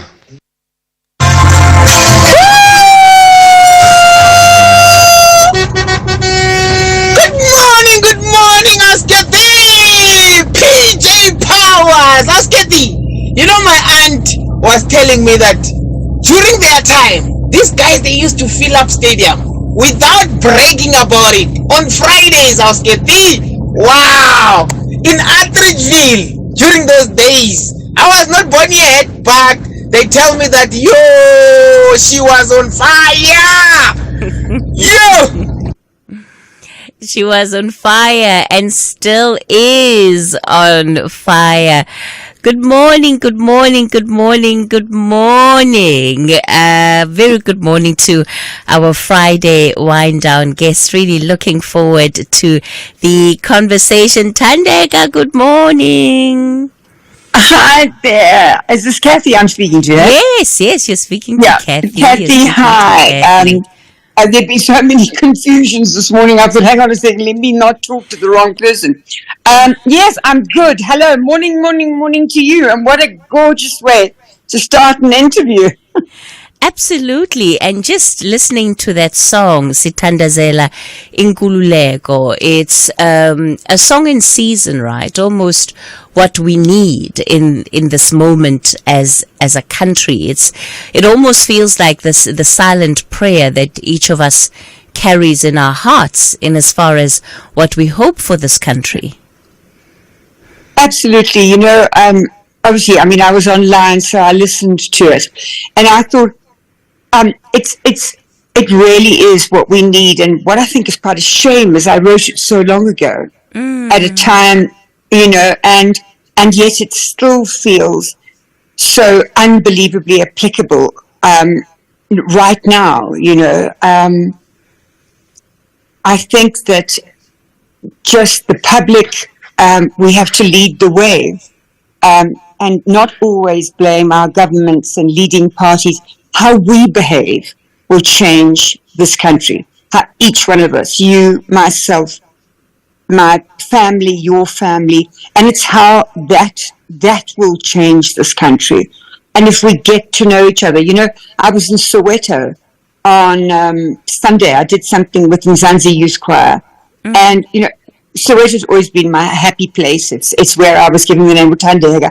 And if I'm ever depressed, I go and spend a Sunday in Vilakazi Street and have lunch and just have a really good time.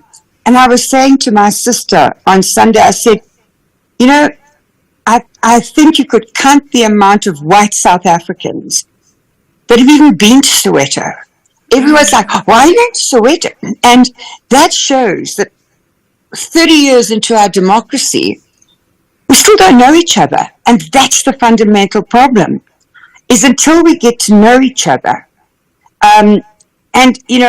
Black people have always, even in the apartheid days, come into white areas for obvious reasons. But whites have never put their arm out. And sort of we were to go into your suburb, and where, I say this with inverted commas, black diamonds are living now in the north or whatever. But how many people bother to really, we don't get to know each other. And that for me is that was a conscious thought that I had on Sunday, and I thought, wow, I've got to try and do something about this now. I'm going to start touring northern suburbs to Soweto as a start. As you talk about it, Thandeka, and you say that it's something that you want to intentionally start doing. It's also something that you've already done through your music and through what your life has been, right? So as you speak about it, you speak up out of the experience of being one of those white South Africans that has taken time to be in black spaces, to understand black people's lives. What would you say? What would you say it has taken to cross the divide? Because you did this a long time ago. It's not a today thing for you. No. I think what it took... Look, I think I was incredibly lucky growing up because I came from an incredibly unbiased family. I realize the value now of... And in hindsight, my grandmother was one of the founding members of the African Children's Feeding Scheme, and my parents were adamant. We had a helper. We weren't allowed as children to ask the helper to do anything for us, because my father used to say, when you can afford to pay somebody, then you can tell. But otherwise, you must understand the only thing that you have is respect, and be polite, and so those kind of things. So I came from a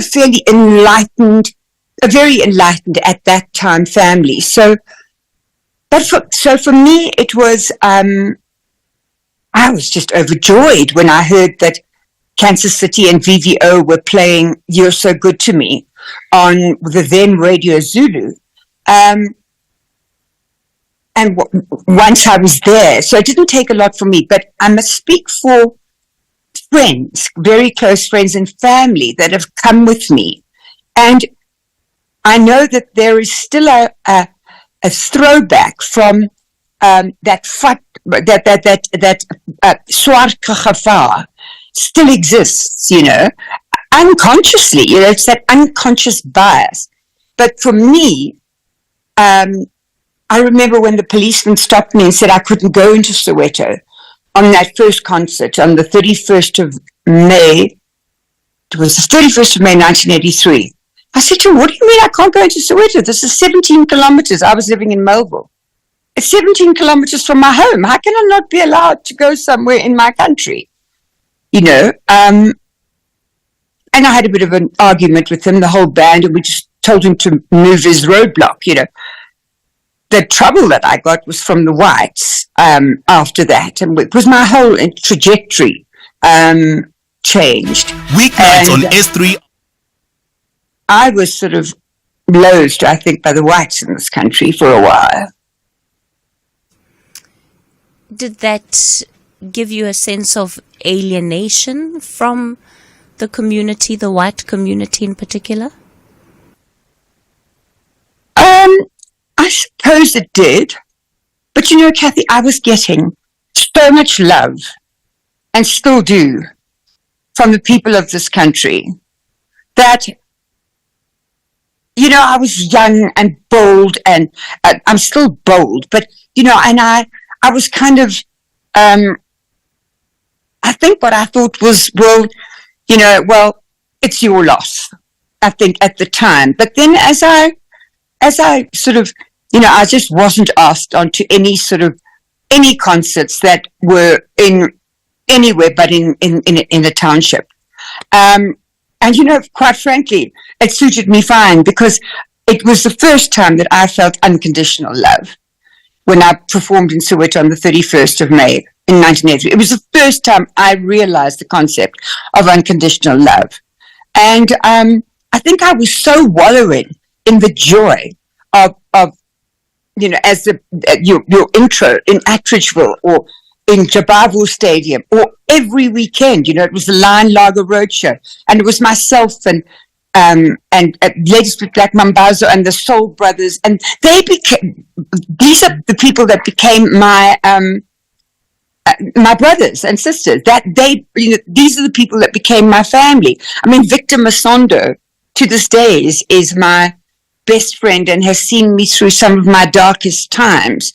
So my friends certainly came to the shows. They certainly had their eyes open because they were unbigoted. And I didn't really want to mix with bigoted people anyway, so I don't feel like I missed anything. I think there's so many lessons, Thandeka, that one would be able just to learn out of your experiences too, because it very much is the story of our country, right? And at the heart of some of the issues that we continue to grapple with today. In trying to understand the alienation, in trying to understand the perception that, she's white, but she's not part of us. She's choosing to be part of them. Yes. What do you think? Yeah. What do you think drove that? What was behind that? And perhaps you can speak reflectively, given the fact that there's been time to try and understand those behaviors of individuals around you over the years. I think it's a very, very good question, Cathy. 12 out of 10 for that, because I've never been asked this, and I've been interviewed for 40 years. That's a great question. And if I'm absolutely honest, I think it's one word, which is the most destructive emotion you can feel, is fear. I think that there is still, and there certainly was then, because the old regime taught us, that we must be scared of black people. That was the whole thing. It just so happened that I went to a school, because I went to a convent, and Trevor Huddleston was involved in it, and Archbishop Hurley. So we didn't have that in the school that I went to. But I know a load of my friends and a load of, not my friends, but a load of acquaintances and people from, other schools. What drove it then, and I believe what still drives it now, is fear. It's fear, and that's why we need, that's the most incredible thing about getting to know. Because when you get to know, you lose your fear. It's, we have a fear of the unknown. And that's the reason I think that it was fear, and it was a basic, what drove that was fear, and the fear became hatred. Go back to the example that you shared of heading to your first show and being stopped by the police, being told, well, you were not allowed to go there. And one would think, ordinarily, that act in and of itself would instill, some level of fear in you. And you're asking, well, I know that back home there were some people who thought this was a bad idea.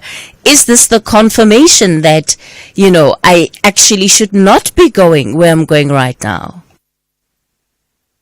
I think definitely. I mean, for me to sit and talk to you and say, was I a little anxious, a little bit, this is the unknown, but my gran took me into Annandale Township when I was 5 years old. It was the first time I went into a township, because because of the distribution of the African Children's Feeding Scheme. But that was very, that wasn't in my mind. And to say that I was a little, I thought, I wonder what this is about. But it's not enough that it would have stopped me. And you must remember, I was more scared of the police than I ever was of anyone else. I have, and weirdly enough, police have never, I think a lot of other people view the police as a safety net. I never have.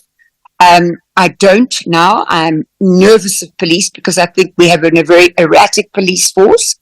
And I was scared of the SAP in those days. I really was, because I knew what they were about. My father had told me, the hatred and going out and shooting just for fun, and all of that. So I think that's what made me just say to him, oh, step aside. You're certainly not like me. You may be like other people, but you're not like me. But to say that when I drove outside the old Jabulani Amphitheatre, there was only one entrance where you could get into the back, and that big that big iron door opened, and we went in, and there were 30,000 people in the stadium, and I thought, do you think this is a good idea? I'll admit that. Well, here I am, but it was so eradicated, because I walked on stage and it was just amazing, Cathy. It was the most beautiful day of my whole life, I just remember Collins Mashego was the compere, and after I did You're So Good to Me, and the people just, this was way before Jabulani. It was at Jabulani Amphitheatre, but it was just a simple love song that I'd written called You're So Good to Me. And the people knew every word. I didn't need to sing it. And I was like, wow, and I just, it was the most precious day of my life, still remains the most precious day of my life. But to say that did I have any anticipation? For sure I had. For sure I did. And when that grill opened and then the grill closed, it was like, okay, there's no going back from here. And now you're here. Now we're here now. Yeah. You're here. We're here now. So be here, Wow. And I remember the first person I bumped into backstage was Joseph Shabalala from Ladies with Black Mambazo. And Joseph, right until I sang at his last concert before he died, I was together with them in Durban. And you know something? Joseph came up. He put his arms around me and he said, I don't know whether he felt something, but I will take this to my grave. And he just said, there's nothing to be scared about. Thandeka was not found yet. He said, PJ, there's nothing to be nervous of. We're here to love you. And that was amazing. Oh, I'm getting goosebumps just listening to the story, and I wasn't even there, but I feel like I was. Thank you, just for that vivid analogy of some of your experiences and just who you are. We're in conversation with PJ Powers, fondly known as Thandeka, of course, to many South Africans now. She's our guest for the Friday Wind Down. We'll talk more of her life, her music, on the other side of the headlines. A very good morning to you with the news headlines. Cooperative Governance Minister Velen Kosini-Hlabisa has dismissed speculations that load reduction occurs in predominantly black communities. City of Joburg workers have returned to work following the unprotected protest yesterday over wages, and 2 people, including a 15-year-old girl, have been gunned down in a shooting incident in Mitchell's Plain on the Cape Flats. A full news update coming up at noon. Catch the Tastemaster Junior this Tuesday evening at 7 on SABC2 as the top 8 take on a new challenge. This week, they delve into the world of social media and learn what it takes for a recipe video to go viral online. Working together, they must create their own unique version of a famous social media bake. That's the Tastemaster Junior this Tuesday at 7, repeat Wednesdays at 1 and Sundays at 4 p.m. only on SABC2.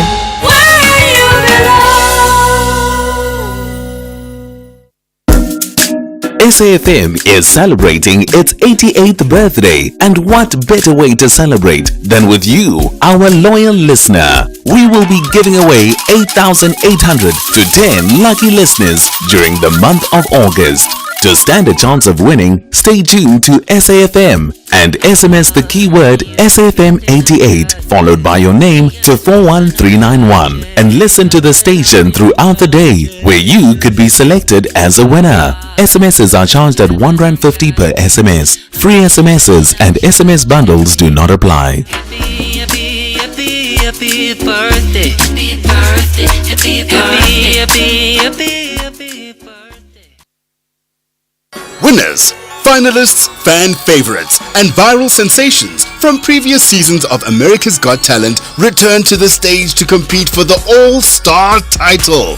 Join Heidi Klum, Howie Mandel, and Simon Cowell as they decide who is the best of the best. The creme de la creme, the top dog, is in Tamatota. It's a festival of talent on America's Got Talent All-Stars. Saturdays at 6:30 p.m. on S3. Channel your best entertainment with America's Got Talent All-Stars. Only on S3. Open up. Big ups to all the women of Africa Donga. Incredible characters in various fields. When you set your mind onto something, your winning mentality is difficult to defeat. On and off the field. Your excellence in the world of sport speaks volumes. You are the great inspiration to the nation. Happy Women's Month, courtesy of SABC Sport. For the love of the game. Weeknights on S3 are all about winning, and winning big with Wheel of Fortune. For the first time in South Africa, Wheel of Fortune is on S3, Monday to Friday at 7:30 p.m, where Rorisang has South Africans locked into the world of word puzzles. Watch contestants spin the wheel to stand a chance of walking away with 100,000 Rand, or a car valued at over 500,000 Rand. You can also be part of the show and win big. To be part of the show, log on to wheeloffortunesa.tv and let the wheel decide your fate. Channel your inner wordsmith with Wheel of Fortune SA on S3. Open up. Celebrating our music heritage right here on the Friday Wind Down.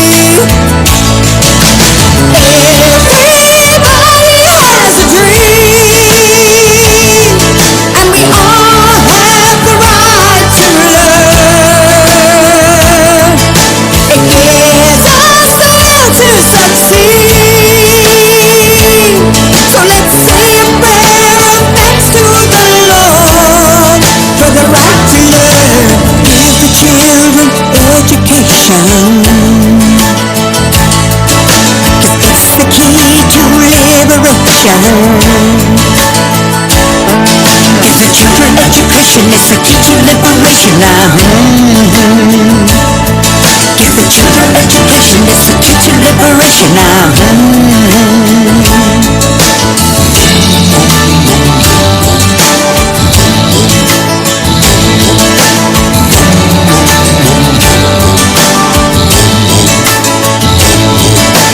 The time has come for us to see our future will make history.